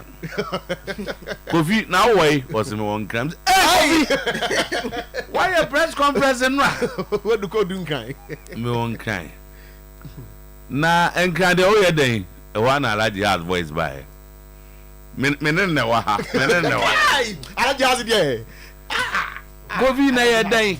no say my baby didn't kind. Na kotoko sika na achiri na ya ka ho asem na. Sisi the house na me ba bo. In fact, Kroma Yidin. And it was news. It was big. He was about the best Division 1 player that year. Wako Fediana free, way young boy. And then, so he told us all the story about Nondua. But when you have okay, Yanko. Babu any land and Yanko. Baba Nana Baba na Baba Wakatiso. Oh, 17 years. So Samina Samians and Judgment. Tomorrow come on retire Samika. There's a certain no after no issue. Oh, now who said you man? We never could do baby. Okay, what is 17 years? More family. Okay, say baby. Not on yet. Nothing. No, so you was on board Daria no could you? Never radio station. I don't need John. I keep researching China. Me know you retire. Mom, I go for some more. A bit simpanamu. Bafo say 30 years no go. 30. Also 30 also retire. Intian retire. And now we are doing about 30 years also die. Okay. Na kwa boy. Oh. Yeah. If we knew it was going to be put into the public domain, we would have walked out. Brazil, you are born, but many and Niger great. We get a fuller version at 10. Tama, yes. 10. Yes, now, apart from Cameroon, that way, there were other people, some were even media people. Yes, swapping. Me, I'm not aware of that, but. Sapati, when some could. Oh, but who said, and also by rumor can say, I'll be anti improve. Obi and Jim improve, you know. The bottom line is that we go do guy. And then. And there are some took Masio. I said you're going to be nice here. Oh, yeah. Look at all this thing 17 years ago. Now share where our football is and transfer. Kotokone has a player from a Junior Division 1. Yeah. Now it became a whole topic. Whole big clubs. Like it was certainly a football and more than some mechanics now share 17 years ago. Now fast forward. Now today where we are today now. You understand? And I see around that time, no, any big player will go to either Kotoko. Oh, yes. But it's also a spread it. And then we'll be able to know a fight. Samatas can do that with you. Mediema can do that with nations. We'll be able to have to play anything. So that spread now elsewhere, the big clubs have maintained it. Yes. But they have not been able to do it. Because when you say player be over, say City and now Chelsea United and as all better. Now Brighton have but I had it. Baba, I'm going, man. And the time, information I picking says some of the Black Star players, they are not happy with the Shizer video. Almost say the leaking of the Shizer video has caused them a lot of anger. Players in the camp. I almost say no. Tama, some of them for now you don't need to take a crime. But more and some more can just say no one say that video was going to be leaked out. The Shizer video. Now on bright Dingra on Germany. The bar for Kayana or Ban say, Sir Shazane, Uko Germany, just a bullshit. I a bad word and unprintable. Germany need cancer size and not just. But the FA president used that word. Also, it's actually a sign of when you are disappointed. Almost me you sue. And yet did the attempt as a term. Common. Say Marcus saying your friend is Shizer. But so good did you be at not I can. I want to know. Mamma can say no. Michael can Shizer or just any deep or the difference, but okay, Shizer or just but the players are not happy. And Tama, Tariq Jibri's transfer was also interesting. Yeah, Tariq Jibri was very interesting. Tariq. Also another Tafo. Yes.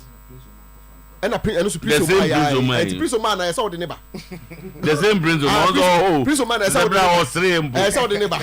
Because Kojo the banker and Usu Musa, it was also very, very interesting. Maladative. Escapism. Hallucinating. Wool gathering. And phantasm. To think of going for third term. It won't happen. Kujofianu raises red flag. Tama say what is here say FA for not track FIFA say FIFA for clear omonanka. Ebeya Ghana hanomo. No aware. Information. I'm open interpretation. I'm open bibisa e was system num pa. Say ebeya. Once Ghana your term here 2 terms. But the current FA president is mulling the idea of going for the third term. And I say maladative no. And now could you find say a maladative? It's a daydreaming. Yeah, he's daydreaming. Send with the Unyasim Biao fan. Massam ne say me nim salete na wokan. But what is spoken about? It was supposed to be part of Congress, the last Congress, you know. The third term issue was supposed to be part of the last Congress. But I'm saying FIFA have delayed in responding to them as whether they will accept or not. That already it's in the first term, in the first year. Is it not too early to be discussing this? Too early from whose part? And I may doubt whether they are asking people to do too early on whose part? On the part of both the FA, the president, FIFA, and everybody. No, or start here. If you don't first time, you have a mandate. You have a mandate of 4 years. 1 year into the mandate, you are asking that you are giving after me we trainer kana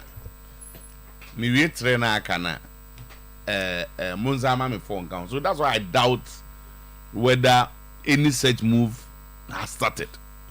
Minimum ultimately on the 4 years no so issues of elections and politics are not yet right. I can phone penny for say ufri in term blue. So I'm saying that what people say what is this question for? Because you are too Obama you are asking for another 4. Okay, baby, I go in a few other. Speaker, honorable speaker, I go in a few. No, I go 2 months. That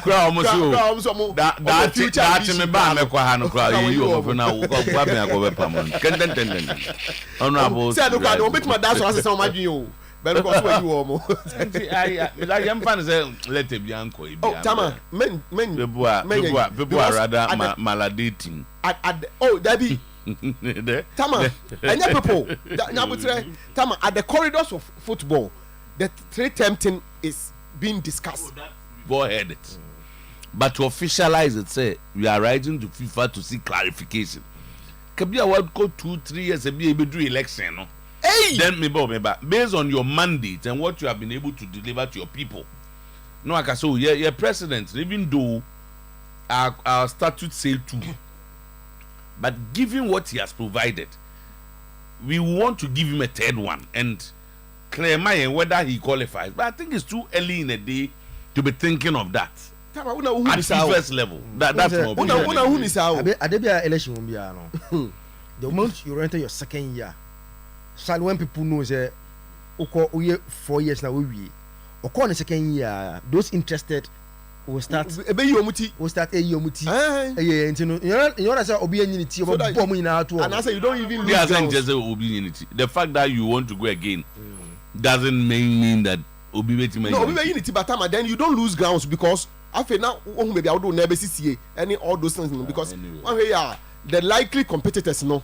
Best here a boy Ramuama and also and they know that sending a football system is here no we listen stick obi do beko. Okay. So I don't trust FIFA, but I think say almost also I know it's one of you see Zach no they put it to FIFA say FIFA crisis more than 2 times. They put it to them. They told them in the letter I'm told say that reference that some other confederations goes beyond more than 2 terms. And today, Wamanya, in order to back that argument. As I say, you don't trust. You see, za yengrofui. They don't care too much about the ensemble brisao. I say, a time of Sudan for Goya, I say, I be a phone Goya Omra. Omono, democracy, no, baby, the energy. And Pempia, Monamoya Football Association. Some of you say all of you think that the third term will help you. And you're about mom, I said no. What as soon as someone get about Sudanese players, one they are 18 years, they are mature, they still have valid business. That's all. Ah, yes, save indeed. It's also best so call you popular. No machinations. Tactics more. Right. Tama. Ghana football is abandoned, malfunctioning. Very soon, I will lead a revolution to impeach Keti Yesekreku. But Kujo Fianus ESCO members at GACA disagree with him and are indifferent. Tama. Information I say my good friend Qatar. Any the others no. Omo say Fianu cannot use GACA to fight the cause he want to fight, you know, and they are not with him. Say Ofu say obe fight ket part the omo part the omo ntimi ntino masa adnesi. On say obi to say Mr. Ansan, who is the vice to Fianu Qatar and executive member, any others no. Omo no, they are seen to be cat boys. Hey, Mr. Ansan say he cannot be a boy. Oh, say but on there say Oye, the main soldier behind Kate. They're one of the few people very early in the days almost declare support for Keto Kreku. Yes. And he sits in few he sits on few committees. In few committees are now safety and security these days. And he's a loyalist. So for a long time on Nana Sambri Badla. Ubit Nana Badla boy. In that case, in that sense, okay. Onena Antono ne Kate support no. A total. And yet absolute. And Qatar so and he said, "Wo Kujo Fianu ye GACA chairman." Now if you say you see else, I like that word in the system. Yes. They don't see it, and I'm told say almost Fianu Krawo ye get in a rally or RFS when you wanted the chairman and Kumsen. Because only Kumsen a choir when we went for that election. Now Kumsen a George special assistant. Yeah. So between the devil and the deep blue sea. Yes, also. What's that? Me for George Nipa. Amana Babe there. Let's support Fianu. So they think that who votes maybe na unyaya they maintaining and when opposition. No. Cat supporting an account. Abiaki ja one Kumsian. Ebiaka ntokwan bedding. And the same to no canteen say about. And to Fianu no. When I personally put this question to a private convo, catch him say what I say. They assume is into my born and say. Then hunting America says here Bonabaso. Into no, he's talking about what he sees. The interest, and he's not saying that his other members should see what he sees. It will be all right. So be comment about the way you see the state of football now. No. But on the first say the system that we have created. And now you want to be able to my team on never qualify for the Premier League. Oh yes, Zone 2. She says zone 2 for no so say. Competition hopper. And zone 2 for into team back or Shanko for indiscriminately. Sabudu good team, there's someone winning match back or lawyer. There's no because you're 5. No, I'm saying back or say a pivot 1, pivot 2. Safudu has fired him. We are not America. How many pivot 1, pivot 2? Who if pivot 1, pivot 1, pivot 2? On 3 matches 1 minute Safudu is my friend. Jafo Akwabuchi. There be Safudu kuna Kwabuchi or America. Amekaza afọ akwa. There be you na no na okọ. He na one person. And afọ akwa na coach. Wo Safudu kwa yinadi. we firi Malam ya firi Malam ya san ba o nti opam afọ akwa no wasa ko for Malam na nti se Malam ya sama ya ono ka say like ono na ya so nkochi bi na onko aponte do ma ya afọ akwa you got one people tale ese nya afọ akwa there was happen ma start no to ya start ya e ka ogum sa de ade do ko o ese nya afọ akwa ese nya afọ akwa same nya afọ akwa ma because we above us me ngini si apam safuruku yeah Be what one vote. Oh, now the money number. Oh, now the money no create. Ne ya for akwa. Oh, we have fired by lawyers for a long time. ye ban ye ka foreign na mbeka se ache ho nti na mbese ya ye ntem ko ne ba no what ya say mbeka ya che wa mana me wa ye de be ma ko je di ye de say to say o se wa na e ba di on 2 on cause minim say ho na ma me ncho de akofa banza Ashanti region for na half for no this but omunye happy okay so they are calling for one sa omunye zones mu e do omunye no bono no e ho no enye sa am say the way ne ma e ko no a bed is a team from Habeko. And some of you are Yana Ubino na account to me. Okay, because all said Pasakaba, Samatesaba, Go Stars Aba. Just for the past. Obama for this, he looks like all blacks now. Swedru. All blacks now. I thought much over 5 and 4 and 3. All blacks. And now the Americans are much of Nimbo, you know, Mose. Why would people say so me a system, the team? Yes, I just gone. Asante region for no to us and I almost say the over one, dear never corner dear. One about the kind be by. Say I didn't dare control me, I come team. Omanyano, no, I didn't. Omi first near me and you are with him. God, dear, got on the half on the day. Cause there do be arsenal. Emma. Young man, match. Give this an interview. Was it best team? CCS or Premier you be about obeying ye. Kim Faisal obeying ye. Future Stars obeying ye. Team no obe kwai no be a boo be almost a single team. But we are near Emran. Okay. Zach. Usoto. Yemban says as well. Yes. We anopena me bana. I'm sure me and Sawam. Papa be din. Papa be din theater. But when they be by and by and of course the crowd also here. Now where when they are also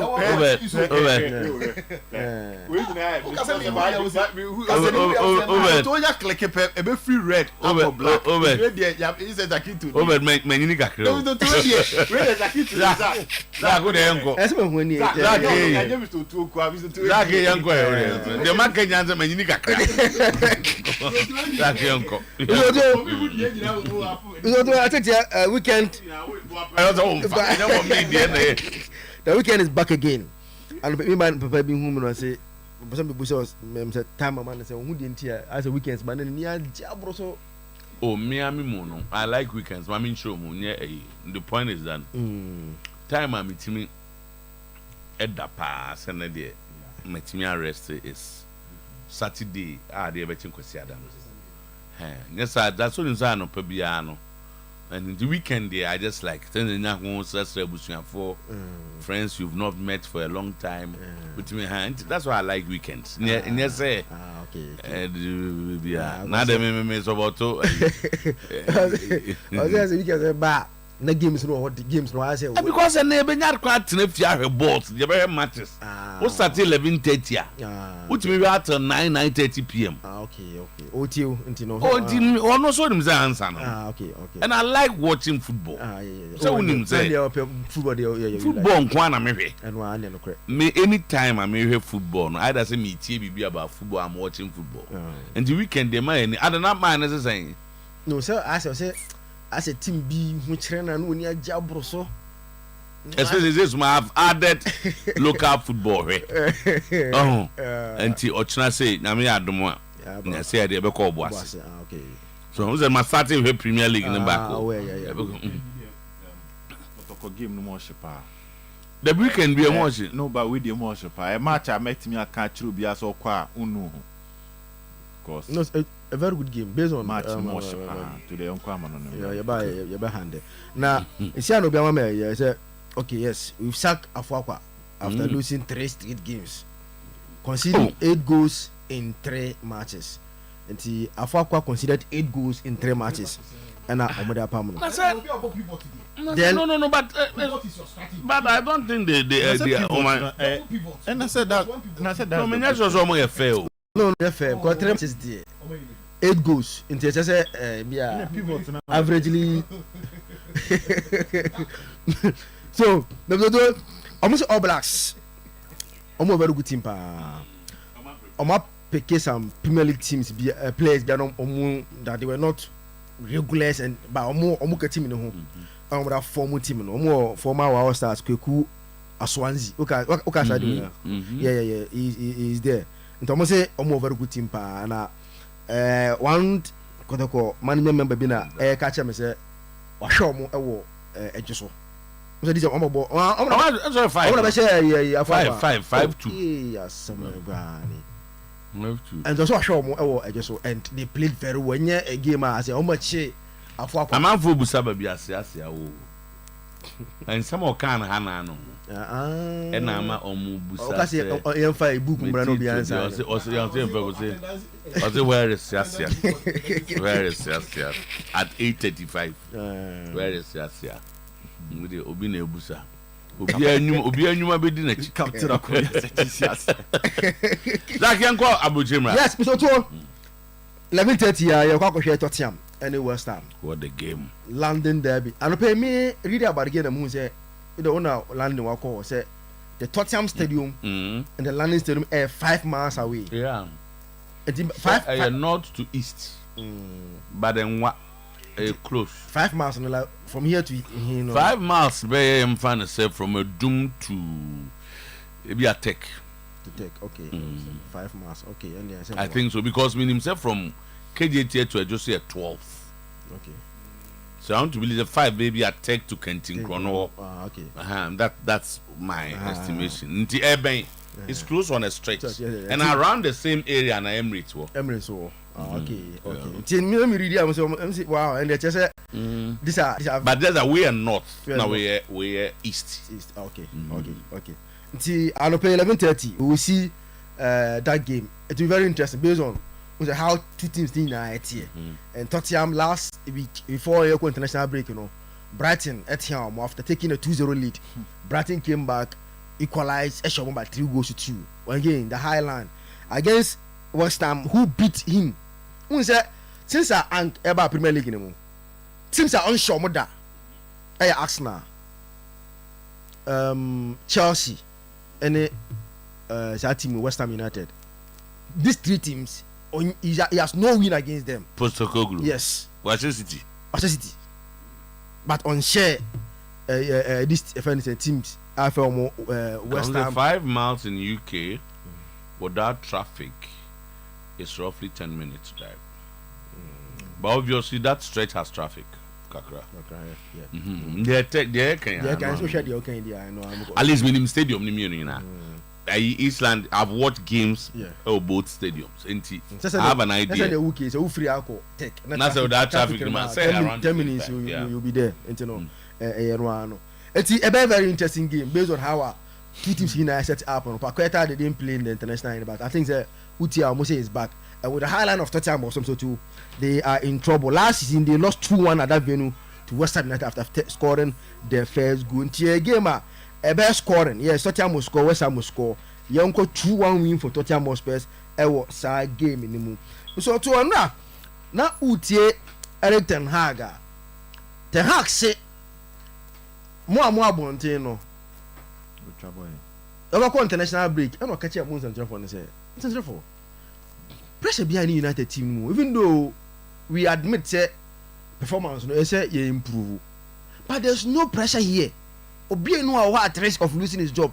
Make catch them, but mo say no person mo go create story nti mo twa ntro to yesu nti and mo go create story and Ten Hag be pam no and a meeting e kwaso ye be pam no o se ni nya no nya no kra mo an mo create story nti that's and United Eddie course I game against Brentford and there area at 2 o'clock. Mr. Otuo, Brentford in their last 4 Premier League games or much ago within the first minute. So we are still correct. Yeah.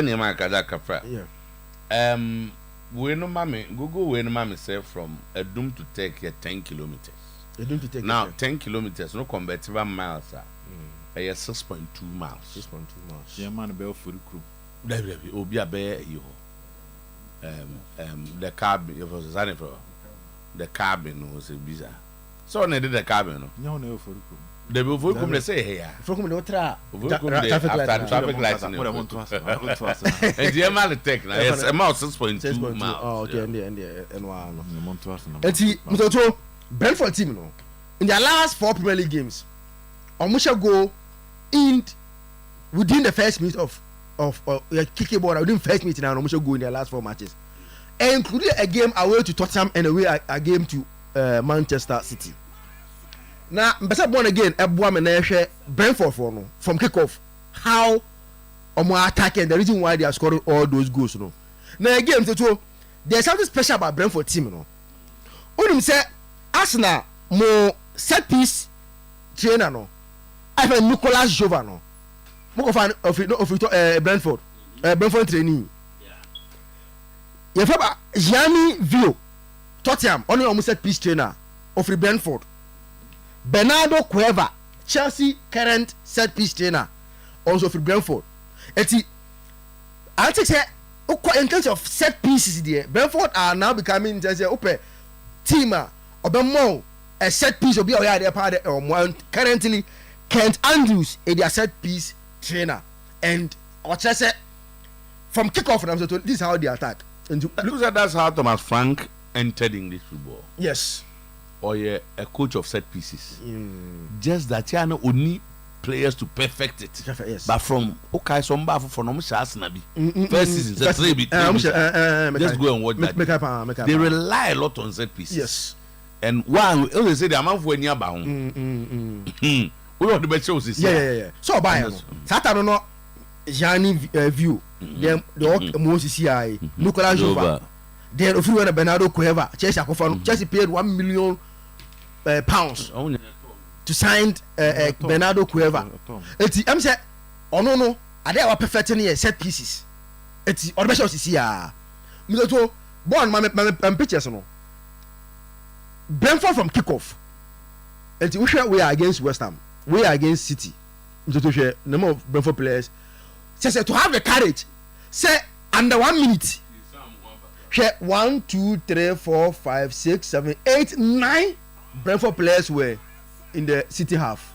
I'm gonna share to black. 9. Say Mene Bobo away Etihad. Only over against Pep City's away Etihad. Within 17 seconds, Brentford ewa could do say Nipa 9. You were City half. We say attack on because we have to score. And par this move, go every. Yes. This move, go bro. Now you go back to Omono West Ham. One side and so by. So within first minute now, no, look at the number of Brentford players attacking West Ham. Now within 10 seconds, now Brentford I make 3 crosses in the 8-yard box of West Ham, and one of them resulted in a goal. The early goal against and the Uko Old Trafford. You will see this from Brentford. Sir, and we want to see. You start a game now, no.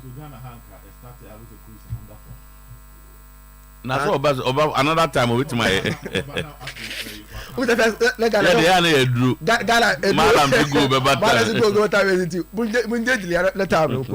today at Old Trafford, if you are a United supporter, this you will see it. Say almost start the game now, no. They will bring the ball inside 8-yard box because they want to score the early goal and onset team. United have lost their last 2 home games in the Premier League by the same scoreline 3-0, 3-0 against Liverpool and against Tottenham Hotspur. Liverpool won 3-0 at Old Trafford. Tottenham 3-0 at Old Trafford. Now United and Lusu Miansan twice so since 1978 and 1979 at Old Trafford.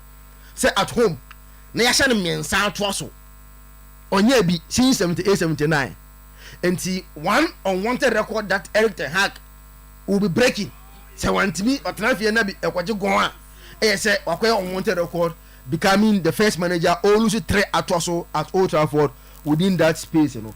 nam so too Washa United in their last 4 or 5 home games against Brentford United have won with aggregate 13-2 against Brentford and yes Brentford are stubborn but recently United obi say e kan wa ha say yen she foreign team jerseys ma ya ka bi za ho and to one kind out of what are them about say to clubs but I think say my medium ran you copy say me personally even local team jerseys some man for no let's bear with that because people want to look sporty on Saturday to me they to me also say I will find ube whisper club crowd jersey at them I'll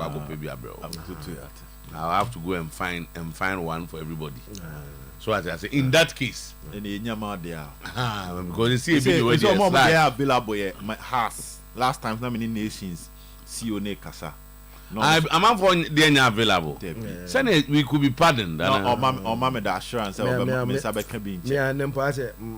my order for RTU that is most of my lunch I've ordered for RTU but no measure some beton I don't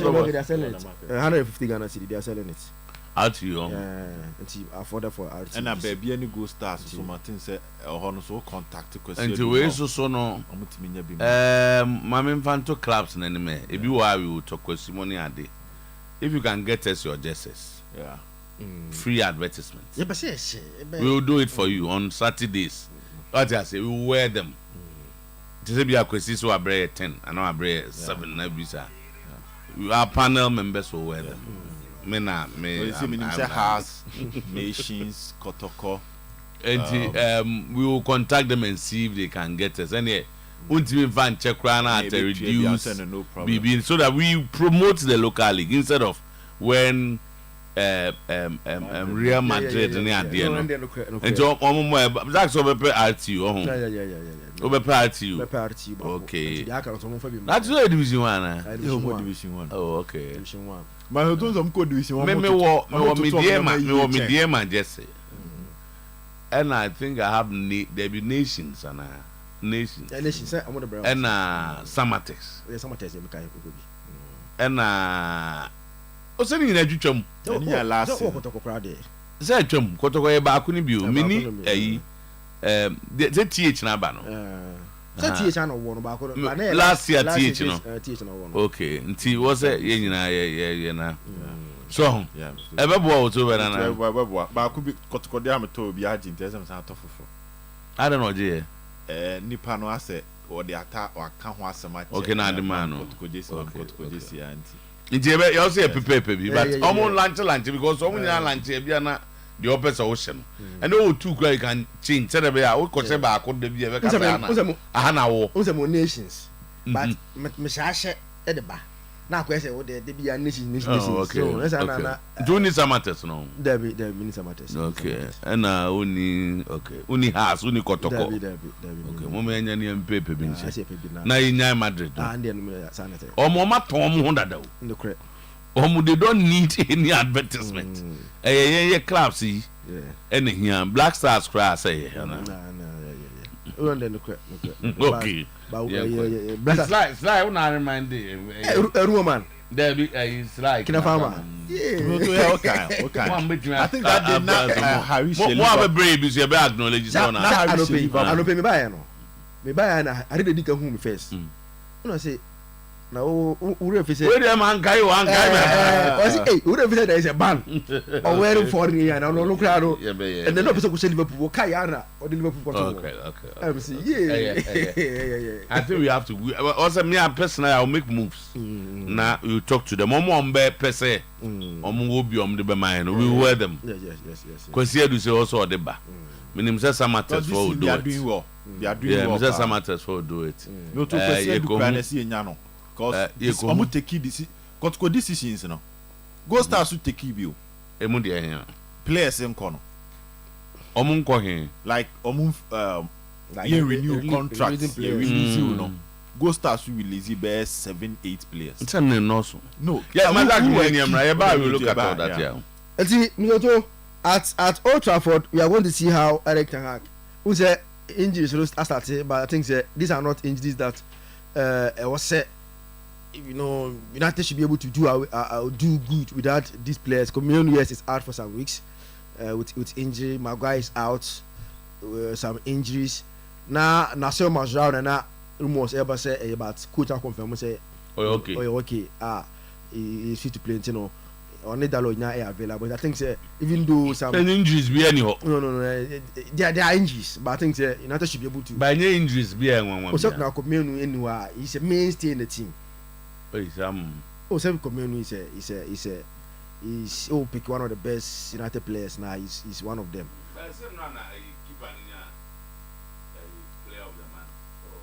Onana. Yes, Onana. Because what Bahaba because Arsenal keep an HT ball. And the teacher said they are bad signs. Oh, and our own guy. Say them. Go for creative chances against us. Okay. And teacher said the signs are not good. When your goalkeeper is your best player. No. It's if your goalkeeper your best player, it's a trouble. Okay. How your goalkeeper can't a big team there.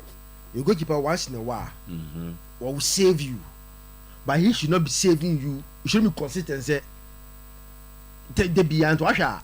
Who's the man that facing this problem too? On the games, Courtois keeps on making saves, and you understand why Omone Barcelona this season in the league. Barca it was a leader maybe or more than no. So, and when your keeper a big team, it's a small team there. Your keeper your best player a normal, but a big team. Problematic. I think so. What confirm? As a me no. Because as a friend the bro. You as a friend send message you. So United must win this game. A game that I mean Ten Hag and no quite fast so Kasaya no. And one just I give him to to come and speak the way he spoke to the journalists yesterday and kind of fast from Kasaya. So United must win the game against Brentford to bring calmness on them. So the big game weekend Liverpool and Chelsea at Anfield. Liverpool about Chelsea. Now Mr. Washa in the last best 17 matches these two teams are about. Chelsea was just one win. That was in 2021. Mason Mount, I remember NHL that only goal. Emma Bubukwa from Chelsea Mamu winning sa game. Since then, they've not beaten Liverpool into 17 matches. Liverpool have won 9 and draw 6. Just one win for Bubukwa from Chelsea. So it tells you, baby, Chelsea Liverpool. Vision for some just available. Vision FC. This is also available. And this reminder is from the Sports Tiger. Okay. Sports Tiger. So I'm on vision for a close one. Or some just so. Jamuzu catch a vision. Just okay. So I'm for Pani Chief of Staff. And if they will he will be recognized there. And catch a chief of staff said, provided justice. I will. Wow, the justice be discounted price. Obi catch him this year. Say, why should we be buying the justice? Because if you sit on TV and advertise freely for them, he's asking us not to buy. And they say, those who give us the justice will work for you. And give you free adverts on Saturdays, weekends. Yes. Come on. One game, Chelsea will be tested. Now, I want to see. Was it last week? As before the international break, make assembly was say Enzo Maresca at the start of Chelsea. Lady Anna said he's not dominating games. They sit back. Because of more pacey wingers, Kopama or team ball one pass is the intelligence to break defense with just one pass. They sit back, allow you to have possession, but the moment they win, almost turnover and iron is serious. So far, if you watch Chelsea, most of the goals that they scored from turnovers. Last week, and I'm say against a team against Nottingham Forest, I'm attack Chelsea. But how they will fare. And Pioneer who are Nottingham Forest and match Chelsea a very good run for the money at Stamford Bridge. Against Liverpool, these are games that Enzo Maresca likes to play because Liverpool will attack them. They will leave that spaces that Chelsea will want on a counter break to punish Liverpool with. So far, such teams are against Man City. Man City punish Chelsea. And see, I want to see again in terms of how Chelsea born. How Liverpool will be able to score that stop Chelsea from that counter-attacking football now on Anfield. A game that based on two teams in the on paper, everything just a squad. The beer teams in the Liverpool start this game a favorite. But as I said, if Liverpool allows Chelsea that kind of turnovers, then they are in trouble at Anfield. Because one thing that Chelsea have done, and on my year, and at this Enzo Maresca can say, Cole Palmer, Omoji born, and the first person they look out for in the modern air Cole Palmer, because he had the intelligence to just give one pass that will create openings for Chelsea. And say Liverpool, air attack, now they give more turnovers, they lose possession. Maybe I look at them lose possession. And the Chelsea, they are in trouble at Anfield. But Adia, Liverpool, if they are able to, Chelsea chance of counter attacking them now, then Chelsea will not have any answer because the band say one thing is sure, Chelsea cannot go toe to toe with Liverpool. Say they can't. Liverpool have better players to hold up ball to control the games better than what Chelsea have. And say control to toe there, Chelsea to me on ball. The only thing Chelsea will do is they will go on a low block, no more corner counter break. And if Liverpool, as I said, Chelsea counter attacking like a movement, then I think Chelsea may not have anything from Anfield. Then me add more Ochina. It was a game. A game that I see Liverpool winning by 2-1 at Anfield based on two things here. I want the any baby Omuna Ejina. Arsenal and Bournemouth them so too. It looks difficult based on the amount difficult. Arsenal recent performance. Even though Arteta find a way to grind the results, even when I say anyone, he finds a way to grind the results. Obiashe Arsenal last 2 home games. Arsenal last 2 home games. Teams are. I'm saying boys no Oyerepa because I say akumashishe by because go try bet on Arsenal and Leicester there. Simple. But I'm say on pansana we need that better. Arsenal is Southampton. I am say kakra. And if you watch the Arsenal last 2 games at home against opponents, now boy na Arsenal brain, I shall say man conference there be without Odegaard, the effect people are not seeing is Arsenal are not able to exempt authority on games that how they normally in the previous without Odegaard and coach can say the intentions have been clear. Yeah. Since Odegaard call you have to sacrifice the party free flowing football and go for results. And that's what they have been doing since Odegaard say make sure you grind the results, but don't go and believe you are going to insert your authority on the game. And until teams no see bold. Now team Bakwa also on coach. Odegaard is coming next week. To go and know so the Otina. Team Bakwa on stubborn. Sa roller no. Who's a Bournemouth on a very good day there? I'm stubborn. On a very good day, they are very stubborn. So last year, one of matches be I remember those games. One of them last minute goal. And Nelson, right? If you look at how Bournemouth was set up, you say they are not defensive minded. And I remember I'm watching against Arsenal because Arsenal team, if you're against that space that you leave behind, they should punish you. And then I say, have it. Kai has been involved in 20 goals in the last 21 matches.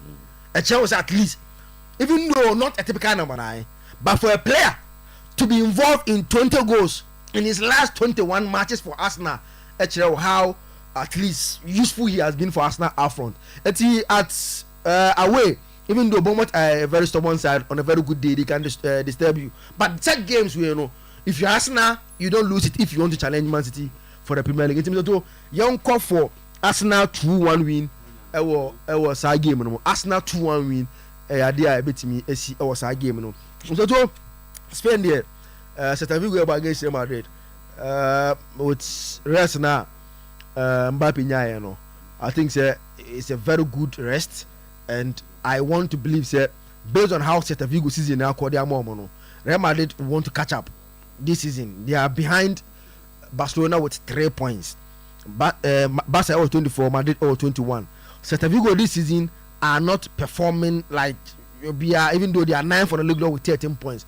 It's going to be a very interesting game. But Real Madrid with Kylian Mbappe, Rodrigo, and Vinicius all available. She's Bellingham all available. No, young for Real Madrid to win by 3-1 against Celta Vigo. Even though Celta have been very, very stubborn. Barcelona against Sevilla, another interesting game. Sevilla 12 points this season. Mizoto Barca forming in the La Liga. No, yeah, they are Oyerepa with Lamine Yamal, Rafinha, Lewandowski scored no goals. No, Mizoto young for 3-0 win for Barcelona against Sevilla, also in the Spanish Thank League. you, Zach. That's it. Udi asempa chiayen. Udi asempa Kwame Oware. He's watching us. Ochiano pay. Senior. Ejo super. Edoso. Must say. But where from this? Shisheniwa. It's nice, but. Okay. And Amuzu say men can't say when Chezaki to say or say he's a communication team member of Vision FC. Oh wow. Or say as for Hearts of Folk there is blood. But Vision is my heart. He has no vision. Or say Vision is his heart. My heart is blood. Okay, the sports tiger. Or no, or a communication team member for Vision FC. So bad. No too. Akumi Abedu. Offended from. Embe atumpa menye ne tatae. Nana bo, nana Abedu. Kabze bi e kama. Obuzoto adom. Odefo ade. No yepa na chichi. Bandite. Nyame adom na bekenza. And I Fiona was making Monday. I expected to be me put them into action. So to me put into action as some of us we will be root behind him. Now you're pushy because we need to save our football. No so so this quote from 50 Cent. The edges of Mohammed's person. I say I will never get married, not even in a dream. 50 Cent. I say women are never with you 100%. 90% of them are with you because of what they stand to gain. Reasons I'll never get married. Here, before I kissed you, I even signed a form to show that you accepted it, because I don't want stories tomorrow. How many women have you seen make men great?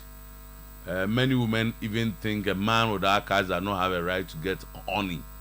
I have my kids, take care of them, and move. 50 Cent. What a quote. Hey, so what a quote. Yes. So the bank behind every successful man, there's a woman who I'll say how many women have made men successful. And it's a good question. Anyway, 50 Cent, maybe I don't need to sign him and oh, former Real Madrid defender, right back, be Vinicius. Yeah. Moton say the girlfriend enyemi na okota too ni girl on akwala ni dingu in sound. Only for him to discover says akwala ni nyane dey after a DNA test. Yes, it so too. Only one out of. Yes, egumupa. Egumupa. DNA ni yakase. Yakase no. Free DNA test at birth and tokwe be si wo konfa no che ne kwalebu ne 37. But only some me issues with the me issues with DNA test. Okay. Says issue in the Say okay, there's personally I think it's not necessary. It creates unnecessary confusion. It creates unnecessary tension. It breaks homes. But it's necessary. It is not. It is not. Me kwa me de pe go me first say. That was a part, but yeah, me ba. Me oh since I'm saying me no. Because me first say. Break you home in the DNA. This world, the event, this world we are passing through. Inti say ono baby oho. Ana no yere ti ho no say akwada we your ba. Na so obi ama me challenge o. Adna za go buzu mo asem. Sebia the DNA is necessary when there's confusion. Enu na dia. Ebia me ba be me bia ba o se me ba no we se me ba no no. Yeah. Ni akwahu mu ahwe. Na we de oba ya so ba no no. Obi am no me point. Ebia si madam fu bintem nansia ofi Italy no wa ba yi. Oja na damfo yi, ba na damfo maame. Owura kromu ho no mu a. Kromu fo no bebre say ga bi nam kromu ho osem. Akra no so ono na damfo na ne ba no. Na esele chinye mem. Echidebam na damfo no doubt. Akra ne say yesi ne papa no dia ne. No echinye mem because me nya mba no. Na damfo na ha. Wo na abizo papa no me afan me nya mba no. So be dey enko dey DNA I think say politician be on the best say free DNA at birth no be nya member vote pa. Yeah.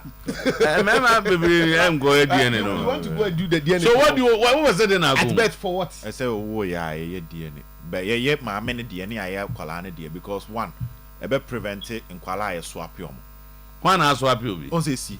The Nyamidia man no hospital no. The Nyamidia man no ahwe no na akọ be. So be dem raba. Ma me DNA akwada go the super pot the super we dey. We hu bibi enye yi. Nti e ma me dey papa dey a. E ho na e be mi ehu se e akola na yo mo dey na ha. Nti e ba na e ma me na akọ say it does not happen to Mr. Two. So let him sit on radio and talk like that. Okay. Proto matches na e ba so but things e be boa. Ma me ne papa dey nyina ti akola no hospital ma sesa na e ho na na ehu ba ehu se ma me dia na enye papa dia ho na wo so oba bi the message abrami otama o ha nyina to ata so you guys are so scared me be say here hey kanene ti wa obi ango edien utimu final na mo ho o ma me na so papa ni nti waji atu na na abase say we go we sansem no ai abase si gidi enti na o ma me ka che say papa ni no waji edi sa na e de ti wi ase ene de ese na machine go be my mistake ati ase edimiti edi machine no ya enye mistake ebetimeti enye no me no more times enye fu no me no oye no bia no machine betimeti awe na nipa ndimi first bonds no. Oh, masa. Ebia ebe cheerful to your concept. Ebia ebe cheerful. Hona Sometymer no. The EPL is back and there are a lot of questions. I mean, on say national team football ni betwem e ta hardwin pa. Nti eba football no club football no ba say na enije aba. Well, to some of the key questions here Arsenal whether they were able to prove to everybody again that this season they are coming for the league title. On the midweek na supercomputer and there and he made predictions. Was it Arsenal is winning the Premier League this season? What's up, baby? Yes, this season they buy and or the United to I think 8th position. So supercomputer. Yeah, or the United to 8th position. And I think based on the performance teams ne put up, but to say Arsenal and a Premier League.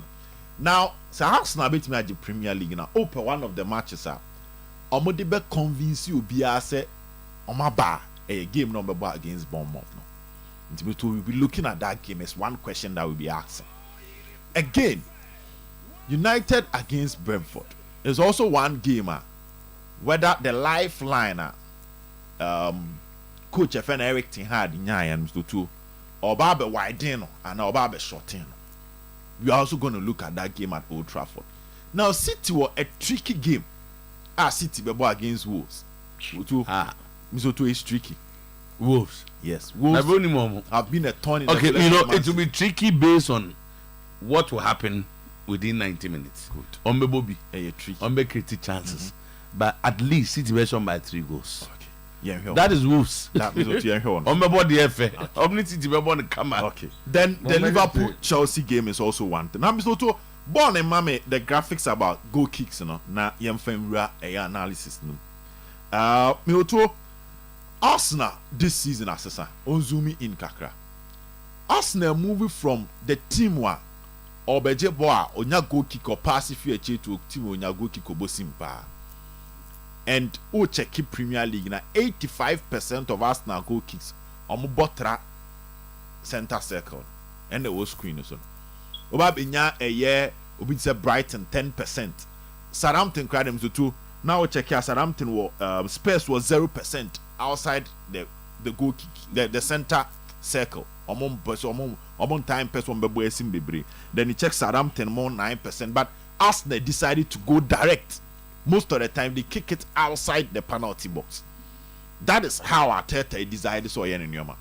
Now when people talk about the adaptability of Arteta, we are just looking at the physical aspect. But he combines everything in his game. He has a way of maintaining possession even with his kicks by going to decline rise. And it's working for Arsenal. Now going to play against Mr. Club friend of Bournemouth. Bournemouth saw something similar like that.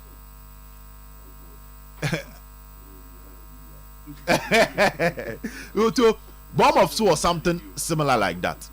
And they are very stubborn side. Per possible prediction, possible lineup, Mr. Tuobai. Mihu Jorginho starting for Arsenal. I was thinking they were going to start Partey, but that is what Mihu here. Mihu Declan Rice, Jorginho in the middle, with Havertz, Trossard leading the attack. That is the Mihu here. I was thinking say Bianca Partey recover there, Ebi Obe Yusu Partey fully. But Mr. Tuo, Mikel Moreno, the recovery, no, Mr. Honestly, he's likely to have his first start. Yes, so one started crying even if he's coming from the bench. Clearly, the Okoye was Spain. No? A man for who say Arteta in the signings, right? Because he introduced something different in the setup. He's more like a proper hybrid midfielder. So the central midfielder, CM, the CM and Kasa, defensive or BB, offensive or BB, and that is the kind of player Oye. And it tells you the kind of bench Arsenal beat me at their disposal because Mr. Winning leagues, which is in the form of a marathon, you need players, some amount of options from the bench. So even if they decide to start Miguel Moreno, there is the possibility that Partey and Jorginho can come in and stabilize the Arsenal midfield, which is something Arsenal yet these days. They stabilize the midfield, they limit the number of chances you create against their defense. They have a top goalkeeper. And the attack is also getting the job done. They will isolate you on their right. Now, Bukayo Saka 1v1 situation. Havertz is using his head and his excellent movement. To Adiaba Akwa, I work Havertz to a man for him. And the game reading abilities and how he moves. He's always at the right place at the right time. And now, how he converts the chances no improve compared to the past. One underrated player in the Premier League is also Trossard. Noton's a man from Bonidi is not celebrated, but he gets the job done in crucial moment when Mr. Tuabe Piabono at the time that you don't expect him. And again, he's so disciplined to the extent that his impact from the bench is massive. In these days, he's starting, and Mr. Tua starts here. He also gets the job done for Team FN Arsenal. So I side with the supercomputer too. I think Arsenal ebe prove actually say they are in to do well and people should watch out. Now so let's move on to the other game, which is United ne Brentford. Now Zach can how Brentford for started. Mutu, I think say there are certain times philosophy at the tone change. Also maka the tactical adaptability of Arteta. How are all evolve on the game no? And yeah papa pani bebre, but it's about efficiency and effectiveness. 0-0 now United Kobo Villa Park. It wasn't a beautiful game, but the result was enough to save Coach FN Erik ten Hag. So imagine the result was different. The man for expecting every Villa was that after sending match Bayern Munich show in the UEFA Champions League, so too, and United Europa League Kobo draw no. After leading Porto better show more last minute Omunya that goal equalizer to make it 3-3 no behind him say a baptism of fire over the Villa Park. But that was not the story. Erik ten Hag surprisingly started with players Amafo bebree I expected. He had Manuel Ugarte on the bench. He had Casemiro on the bench. He had Anthony on the bench. He had Delete on the bench. He had Lisandro Martinez also on the bench. And started John Evans and Harry Maguire.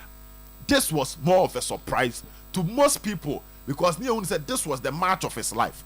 And Ankatsa game Kolusuya players not the Omotra bench and can amplify how our poor our United. But to a boring game, he had a draw. I think at this point, everything Eric Ten Hag in Yebiano should target winning. Sabon the goal kicks in the Toswa. Onana Jia or passing on the penalty box no.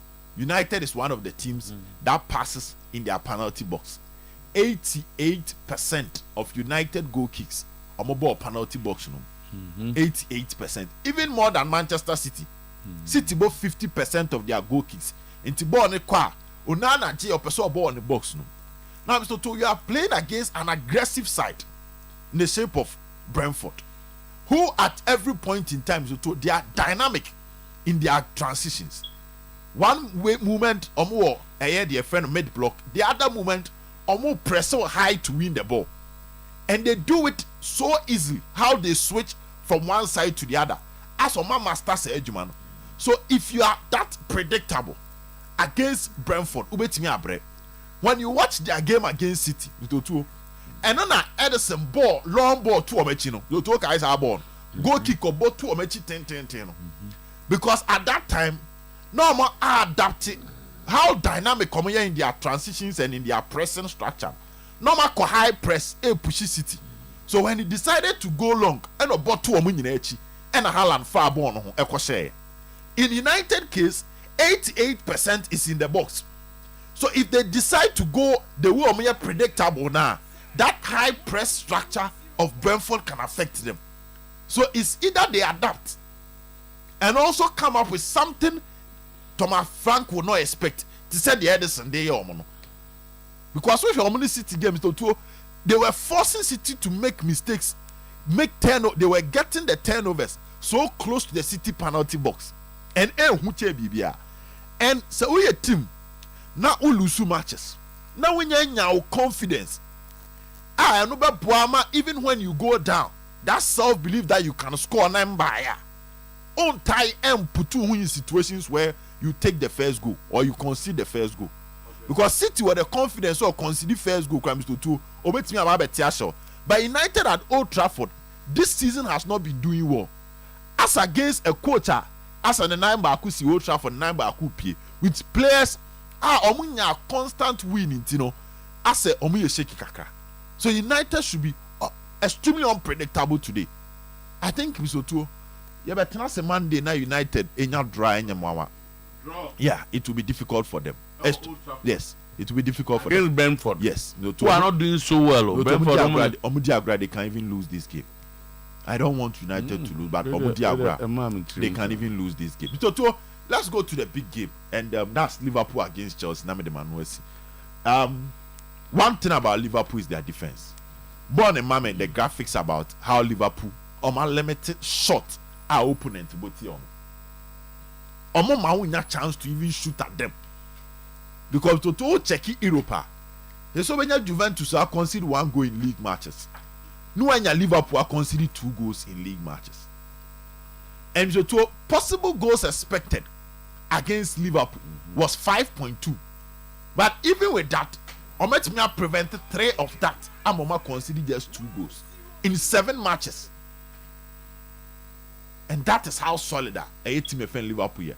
And so you can shoot, but the quality of your shot, and it determine your chances of scoring because you're every part of the field and the quality of shot are bit me. They don't allow opponents within their 6 box, the smaller arc, a chance to shoot at them. The only difference in the Chelsea game is that Alisson is not going to be in the goal post. And so when you have a good goalkeeper, when the defenders with the good goalkeepers, you always have the assurance not to look at your back. By a defender, now you don't have so much trust in your goalkeeper. It forces you to make rash decisions. Alisson gives you solid organization. He's a big game goalkeeper. his mentality in big matches is different when it comes to other games. And I'm out for an slot game kesi ebe Diamane Pie match we coming up against Andrews Chelsea. Chelsea key point Cole Palmer. Nazaki kan. And bottom man Cole Palmer the maps and the statistics in this season. He runs the show for Team FN Chelsea. How you can stop him matters most in matches like this. Liverpool at Trese, they don't have a traditional defensive midfielder. Tidiana ni enim se Essien, the Makelelis, ebia the Casimeros, the Manuel Lugatis, the Caicedos, more type of defensive midfielders. No money be Liverpool instead any be, but a collective defensive unit. So sure more without the ball, almost every player is doing something from Baby Ojina to support the defensive structure. And the Liverpool defense, how they organize their defense is not based on individuals, it's based on structures. As a puzzle, I will be fitting in into a at every particular point in time. It's going to be an interesting game. But I think it's a slim win for Onslaught and the boys. They can prevent Chelsea from getting a goal. I think they can prevent Chelsea from getting a goal. And it's a weekend I see Arsenal winning. I see Liverpool winning. I see a difficult game for City.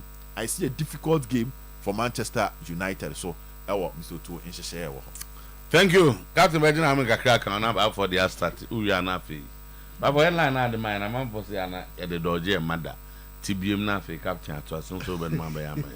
We have 40 minutes to go. Tama, the Dika, Mr. Kujofiano, ne exercise now person back, As for Ghana football, say there are challenges there. There's no two ways about that. Challenges because say the highest level of our game, the national team. And if the Black Stars are not doing well, obviously then the harding baby, just baby to chimo baby. And no conquer danche, the way the junior national teams are also handled, any resource a PFM mubano, and also problematic. Clearly, then over at the club level, yenya improvement there, and our fortunes keep dwindling day by day. And he said, "Warrior, yes, we say Africa no, yen share that more home modern bebre sa in recent years there, but after the essay cry, and at all facets of our game no, the BR sign, a banner sa, here say, as I said." Yetimi hwe na yetenetene no na mpanifo say de otwa sanonims na chiachia enti ebia current FA led by Keto Kreku ene ni Esco no mo no ebia omu hu say baby omudi agro na iko no omu ko ditch ebia omu hu ni saa nti me de Kujofia no mi hu say me use the word fight to say ne eyi na was start no pina me pina so ne say at least ebetwe omu adwen asisu say no man omu ye no ebia bi ho no enko yes omu ti omu ni no mo hwe. But say time so mubu nuego masumu dia ene na eche say yeyi omu fi oni ya na say yeyi omu fi o say ebeye through the impeachment afianu kan yo say ebeye through electionary processes or whatever, but say unyo opportunity say o hwe football so e wo Ghana ha no mo a adwuma kase e na waje ato ho so say obeye no na eche say wo ye no se na ebeye a ebema omai mano edi ani je de bebre wo mo enti enya wonko satisfaction nya wonko botom nya wonko ye na se opa wo penti because you are doing it for the larger populace enti enya wonwa say every president ekogina ha na o ka kire Kudus ne team ni say Black Stars ba ne yenwo wo mo e kire say they accept say Black Stars no kaitama Mr. Jewa Apiamu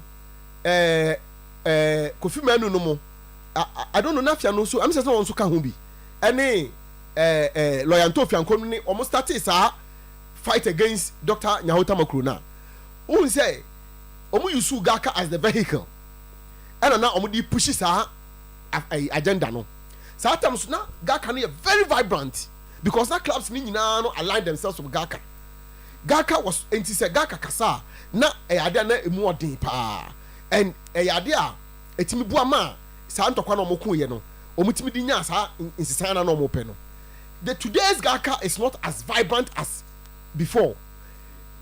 Powers that be at the FA corridors atraya limited Gaka omo influence ni omo powers ni all those things no enti ka the fianu that I know very vociferous we will be as a obdibibi na also opushi with everything in him me hunu set ahode ne owo ho no mo a we be pushi agenda na we start no but if he can and say onya support kakra fianu obi a say ojibibi dia he go all out for it enti yenhwe how it will pan out to be like but indeed our game is crashed and there no two ways about that how the meaning ejina ba bi fa akon say ball na ye ball man we mu no ti say tama enkoye enye and the man ha adwen e man ye ya ne say makwan ma obi a timi ka asem de kire o man ma no because obi ani ho no mo a or check it obi aka bibia de akire obi a enti you better how it will go and tama the leagues are back and of course the Ghana Premier League is also back enti abukofo come abroad chire de no me de ha de na me so mani ku achi ko tama the game against Samates is the pick of the pack. Big game by all standard. Defending champions, former champions.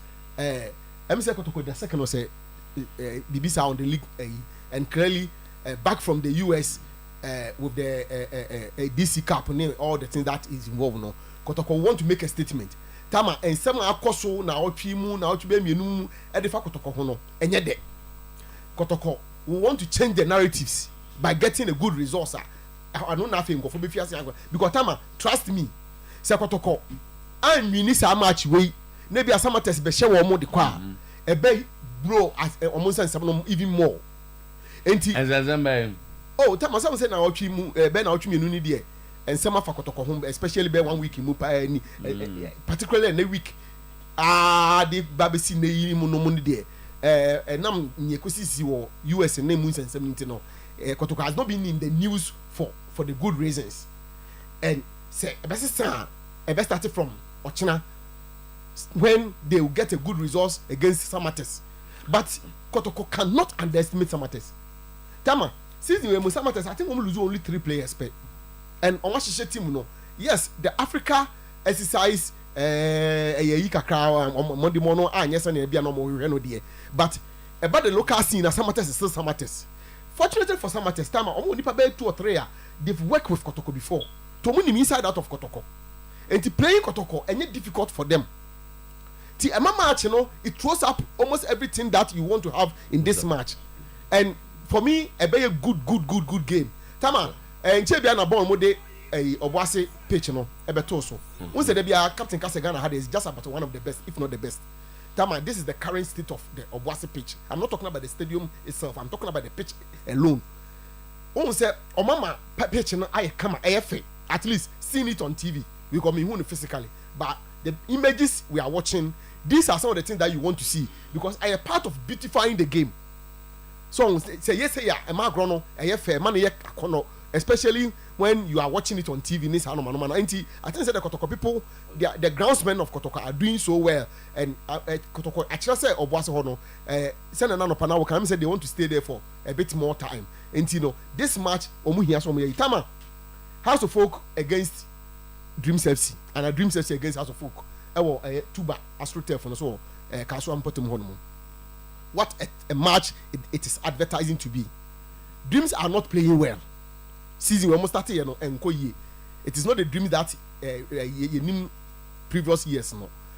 House of Folk so often I say almost picking the pieces and House of Folk last 2-3 matches apart from performance now results no they are also playing some good football even though still it's not yet a finished product and as a finished work there but at least some improvement be our game anymore.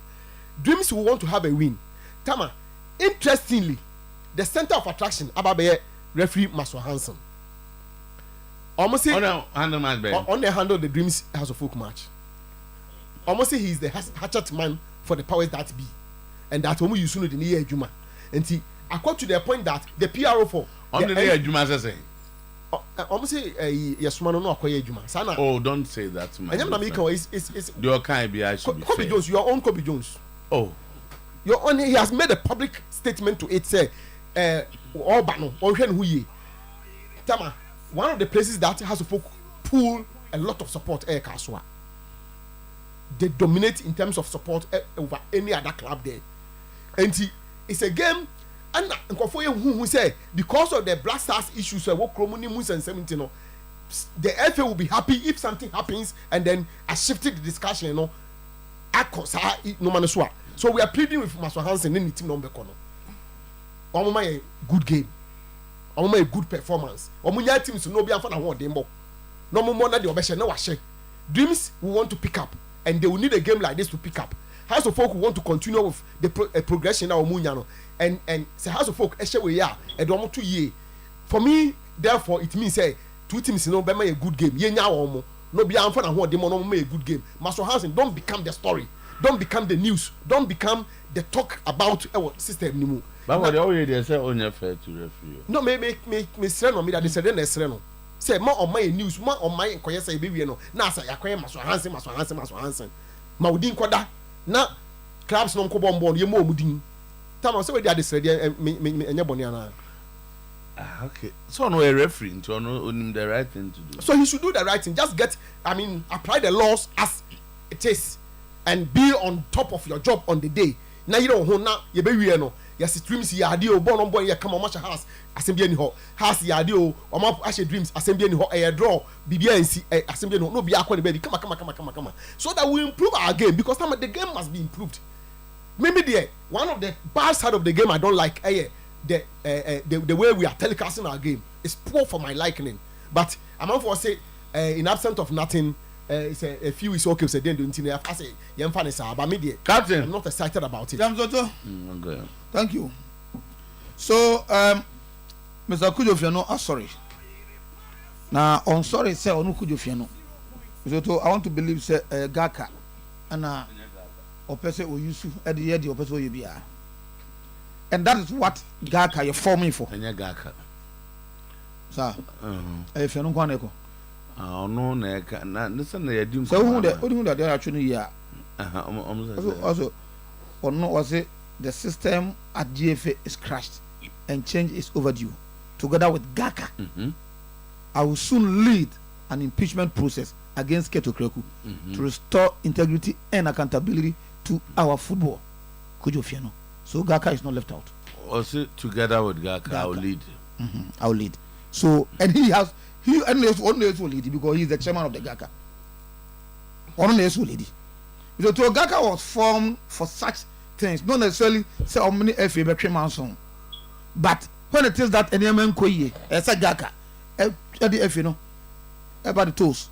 No man who say the clubs and the people who are running football no, because they matter, and for that I say FA to the name. I want to believe we say all the clubs in Ghana and almost all the clubs in Ghana feel the same way if you feel it. But any hypocrisy into your team out. Because I hope now was somebody as well lead. Who was a better in the paper? Who's a Gakara you say? Oh, clubs no informers and months or also a dormant to be as a Gal Canada. And when it is that God cannot status or propose to be beer, so clearly the clouds will buy into it. You told who told you say Liga Eboya clouds Eboya say coverage Ekoya ye can want me on your concern if you speak to them behind the scenes. You know who told you say the national team, the real national team is being run. And in the air course selection of national team players to various national teams. Under 20, under 17, and them now. Clubs no found. That's all monkey. But I'm so found. Oh, we are not. I don't make us medical say. I'm going to show. Also, if you talk to them, I said that somebody here come a club that give to us. By hypocrisy and I want to tell you the club will be encouraged. Oh, okay, so the clubs have been telling us. One okay. Okay, we can. No, you are entitled to your opinion. But me them I know say I deal with the club and they tell me it's not just my opinion. It's what's on the ground. Clubs, Mama, why the clubs are not hypocrisy? They nyachum right? Any who me nima because they almost slow. I don't know Adia clubs to slow. So I believe that those days are good of your wadam for Kakano. Good of your is a father to me. Okay, near catch up, Papa said. So, assembly can, if you want to start anything, our convictions and never Ghana football. You go ahead. On your own Yagaka. I'm going free Gaka months and I'll go on can as an individual. If you know Timo, I know Timo, and he is a football person, true and true. But say, Okofan say, together with Gaka and then the man, Nabumbu. Because you will not get that support. I want to believe to the approach will be necessary. Because if he's talking about, he will not get it. As one maker, if he's talking about the choir, that's if I select it in place to the national he teams. Will not get it. And then 19th October. He will not get it. What's in zone? Maybe you mean challenge you more. Gaka hono. Well, sounds myself as a Gaka executive. When I'm saying I know. Omo Gaka na. Omo formal leadership. It has started. Nano. Mienu ko catch secretary. Say na dey no way. Gaka secretary no. Mienu wo. Gaka. Omo executives no. So it means that the secretary obe twanani no. No omo ni ho. You should ignore them and go ahead. You should ignore them and go ahead. If he has conviction that he wants to work with Gaka. Say he wants to achieve anything by trying to change the system. And now man in Gaka. So he should ignore them. I agree. How Mr. Otuo said, in situations like that, before you even come out, it should be together with Gaka. No. Together with Gaka. It should be something. It's a Gaka Ghana League Clubs Association. So the clubs should at least show that desire. So this is what we want to do. Exactly. When the clubs are not showing that desire. At the moment it doesn't matter. And he's the Gaka chairman. That is his personal situation. And say members of the Ghana League Clubs Association. And now we almost no bekunto kwaya no the canons was okay. I'm afraid mafioso. We will have problems. Because one, your vice president will not support you. Okay. Oh no, so a club. Take that your club vice out. president will not support I mean, take that club out on any day. You will not. Okay. The Greater Accra Regional Chairman Qatar will not support you, even though Unyaketwano na was where Gaka Qatar is Akujo Fiano's big man, but any home view based on the political. Opoku will not support you. Who is Opoku? Division 1 rep. Okay. On support him. And then Division 2, the Division 1 rep is the guy about. Omo mo Gaka nei. Kebet me a former. Oh no, he's a lone ranger. So a bit more ignore the executives and deal with the clubs. But now won't tell us. Now me catch us say. So Koyan Gaka no they can asem dia. You should forget it. Why don't we better Kakra? Or the that is a stack. That is a stack. Say oh ya Gaka chairman awokasa. But to me but say e kuonu na akosia. Every single position you have taken, they will not support you. And he knows.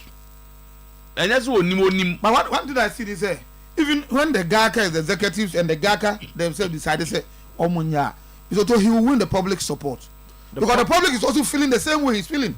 And not the meaning to me. It's difficult to determine. It is difficult to determine now what the public thinks. And now, Orafiano, I spoke to him at length between 11 and 10. or no George Amoako, there are few people who really introduce us into big time football. Yeah. See Nkwebi, no, these are Yepa Pani or Fanum. I told him what I'm telling you now, and he knows. Said chairman. Oh, come on, say gaka. Yes, our members no be kwa ko gina baby akoye press conference o. Akoka say Omuni mo hwe. And so come on, say speak as an individual. Sir, I'm a we know you to be a fighter from GNTC days. Oh no, he's a rebel.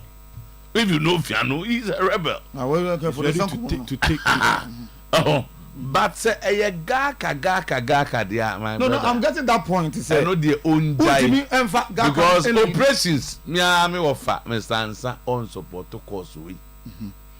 Qatar will not support it. Open the huntsmen, the real men of Urake to Kekwa administration. These are the people who are Gaka. Okay, but the others who don't support, the others who come on we are talking about executives. Gaka is not seven. You won't get the executives. Executive, and you won't get the more than one. I can. And I want to say, clubs also. When your park can who be one. And when your clubs. And this thing, I'm enjoy the politics of Gaka Kakra. It is somebody telling me, and the Gaka telling me, say no matter kosi.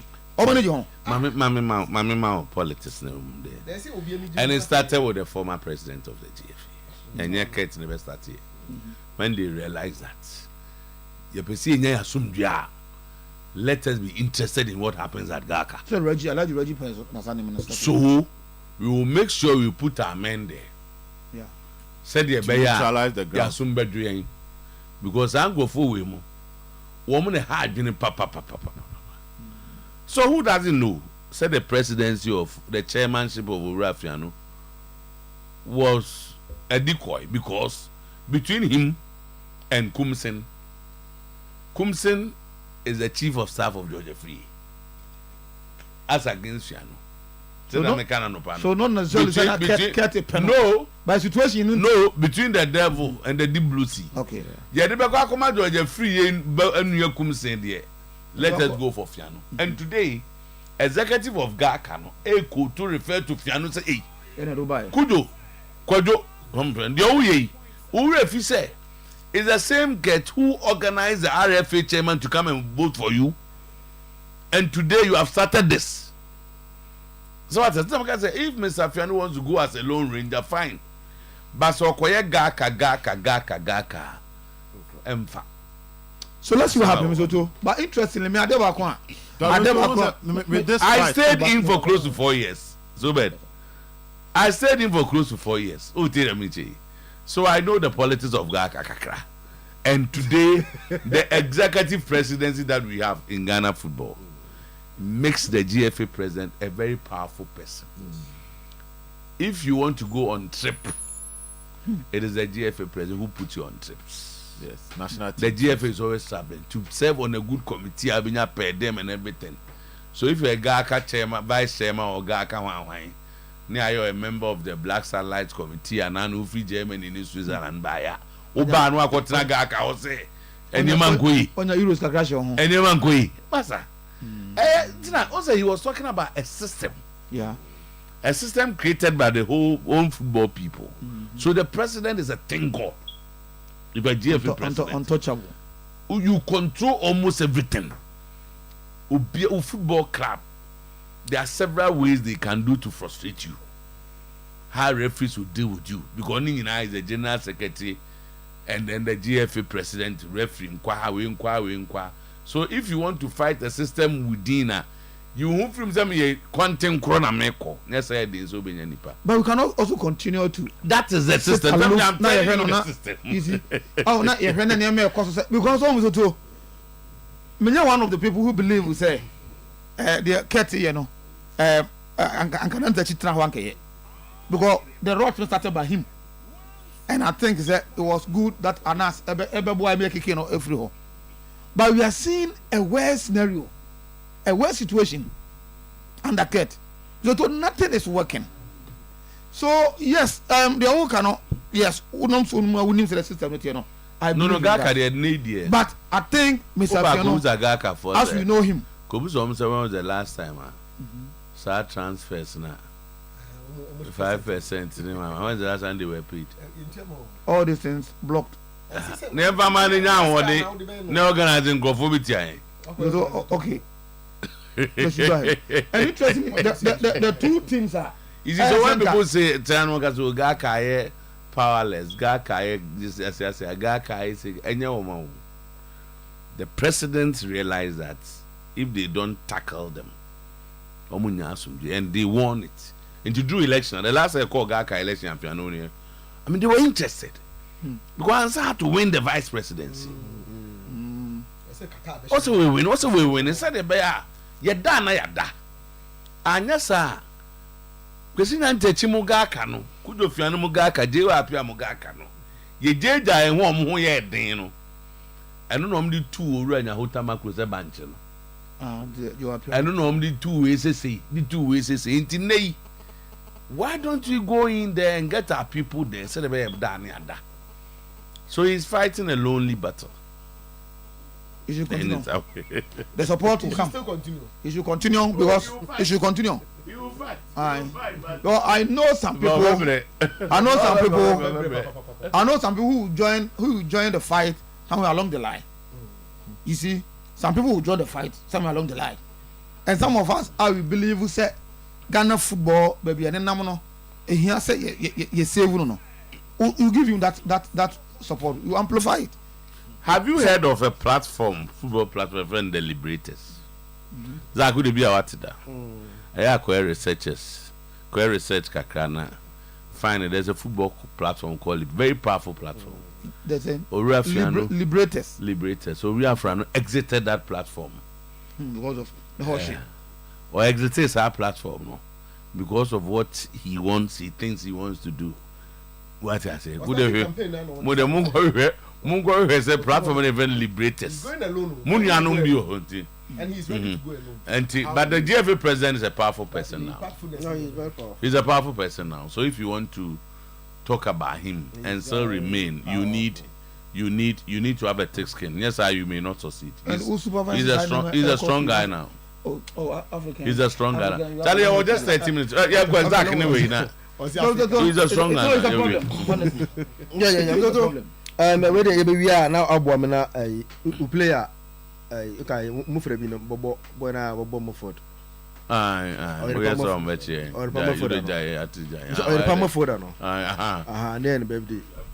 Okay. Pamaford. Wait, technician. Could you take okay, fine. It's in there, Bobo birthday. Happy birthday. Oh, yeah, technician. I don't know. Oyerepa food one no. Okay. Now the machines control. Like to young Mama Bass now we cannot go beyond 10. Yeah. Sana the situation is here. Now Mom Gabi. The phone is quite. And there's no Nabeka program that started 6:30. Remember me try for you. But we started at 6:30. Air boy against Samates. Mr. If you watch the Samates team, they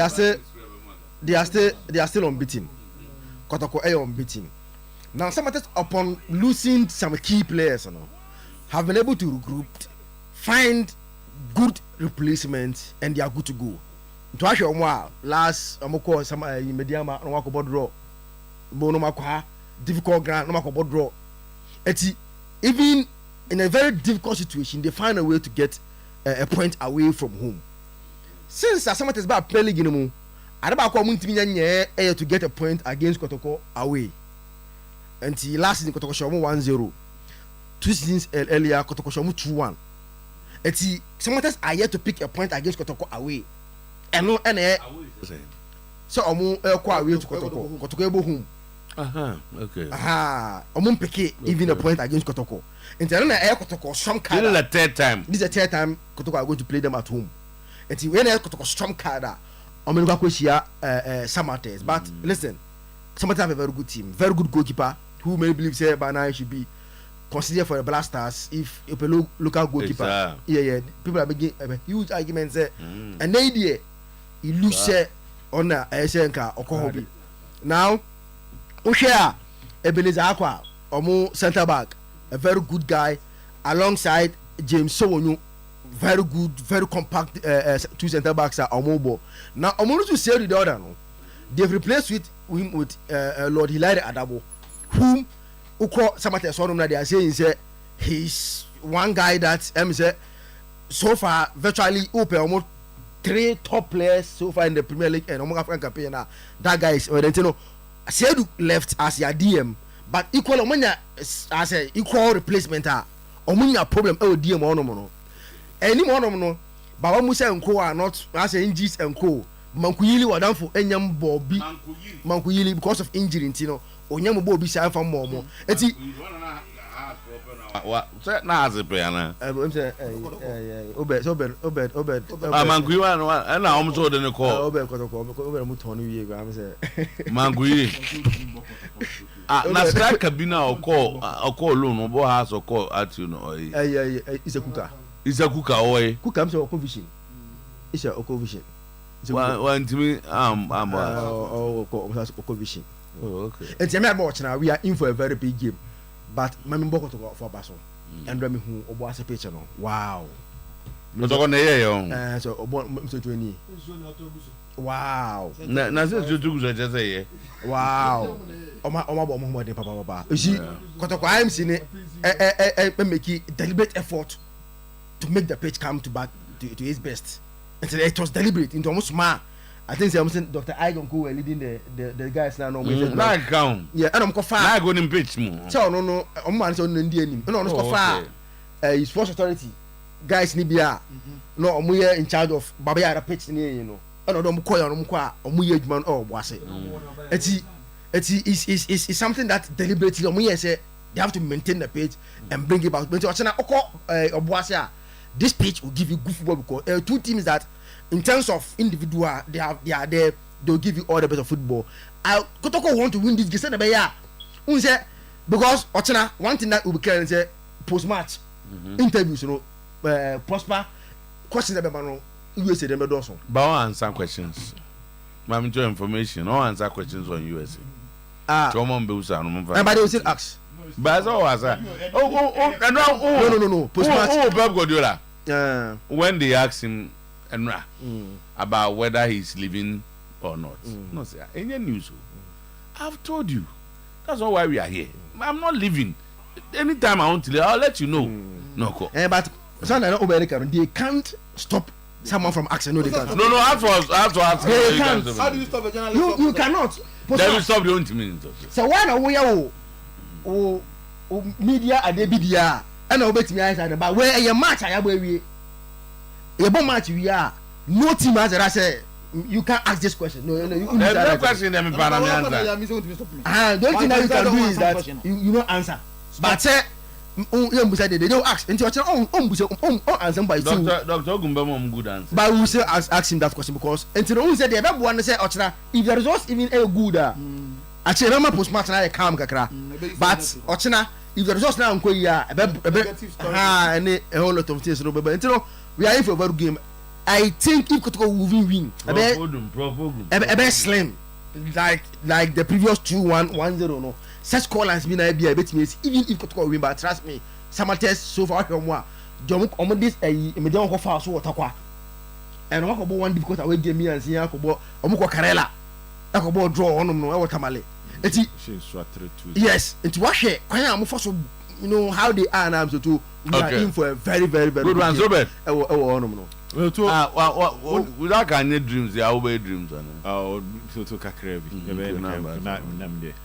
To when you Ogumanya interaction or post match, he can be politely rude kakra. Yes, and I know say Ochina before the is it what Jai to enjoy. What's the last time I won no post match? But we will not do that tomorrow. Our nice out there you politely in a more polite way. He stopped all with me as or Sreban we yama. There's your own yes, and me to me say young apostles are no supporters no any issue that young apostles were never. But no it was good answers for the man even though was one never. Supporters did not another like people did not get this the use of the word noise. Sabina we can Obasan in a polite way of noise. Cacophony. Obe free mu asem. I don't know ye de we chi ho. Not bibi kakra shema wo. Omo no de omo ya some place amobi. So we dey nye. So these are I say a nice way to nice to go brush off. But I know said definitely they will set the preamble say the all questions should focus on the game. And then they are mostly before we say coach challenge. But journalists almost pet trending stories there. And your game no focus in the video. So but don't say Obi bet me as another now players in the Biwa no Eja or America. The same as the one who scored and ran we were near G. Who Jan Hoko America. Why? I don't issue business. I don't issue business. I don't have big headline. I don't know. The journalists are better. And it's true. I want to coach. I'm a chick. And you'll be discussed throughout the week. Is that what you want?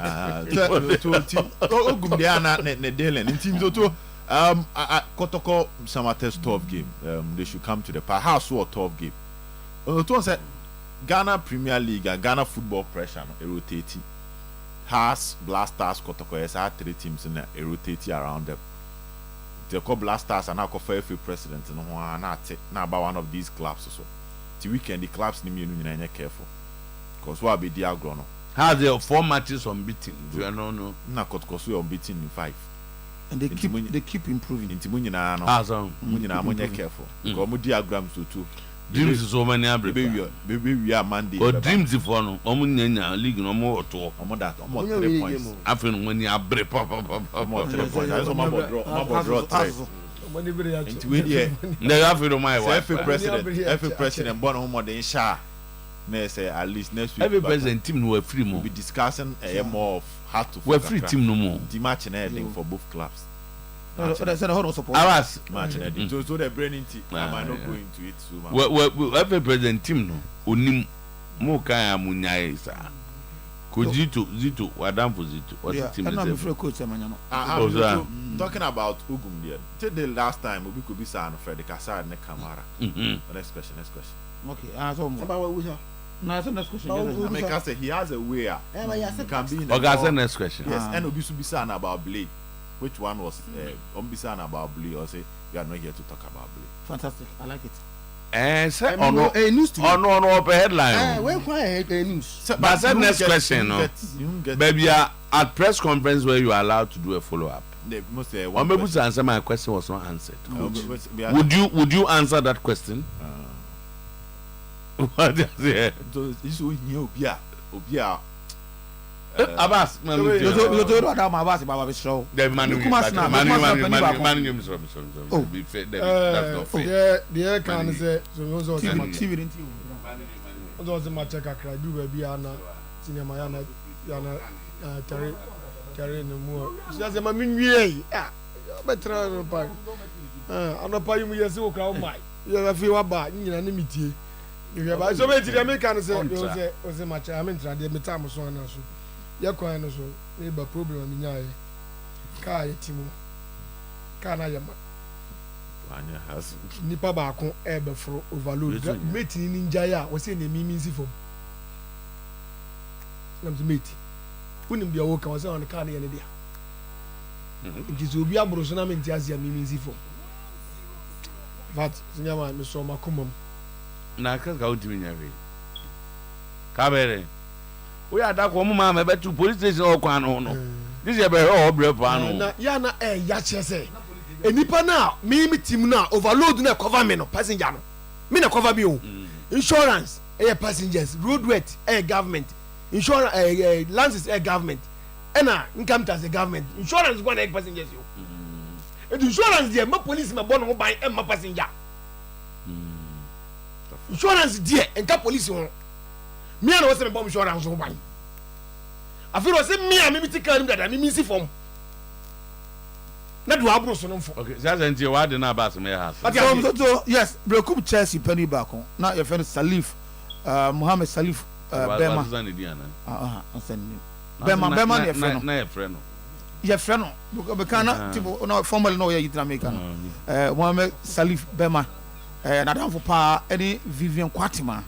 Zoto ene or celebrating the birthday. The Bema say yina afuto yiso na mfa. So be did you can say referee na Hansen say oni bi die wa. Ochina. Nsema yeti tifa no. Nsema yeti tifa no no ma ne nya no kore. Program o tie nti o. Say nka to so a o ma ne nya no kore. O tie papa. Ba say no kore so a kina be dadi. Because nsema yeti nsema yeti tifa wono so so. Obedi ne neat. E ya kesi e bi buru no so. E bi buru hamaso so. E ti esra no. Yesra no ewiase bi bie ni wazie ni ba ma ma yeso. Na na kra ref vom sisi. Gentleman for no sisi wo mu. Gentleman for no sisi wo mu obo ase. E ti esra wo mo sisi die fi wiase da. Ba na obi ana de kor so a ewiase ndie. E ti esra. Say referee Maxwell ni dey Hansen. Hansen. Sama yeti tifa Maxwell. Zakito. Zakito adam furo. Zakito adam furo ni atulufo. Because sama yeti tero ye bese be daji na. FIFA be dey come. What is here? Yes, no FIFA. E tran. Ya me aduma 3 o'clock mo 5 na no so hu. Na no so ye bet the 3 gentlemen. That is here. Ye bet the 1 gentleman. FIFA need come on. Now so folks supporters you be able to come match no. Yes, so bad. Ya me aduma tran. Bon Pancho one guy be a fan say I'll be solid guy behind the SON brand, yes, and that's I'll be better. SON brand in there. SON network. Yeah, bro, I won't fan. Yeah, and I'll be happy birthday to a solid guy to. Ah, when? Also, but guy be no also no. They know your bobo bia onimbo antimi and onimbo antimi and very onimbo bosu timu de no antimi and pa very bad ball winger obimbo papa nya Zakito mu de nbi eso so omo otimi boss mi mo bi mapra oh no makokro na ene onu no akokro so ma to dem ba disame edemase money all of you guys china na me adoma okay ebo ni bi yeah ravi be ni be minim no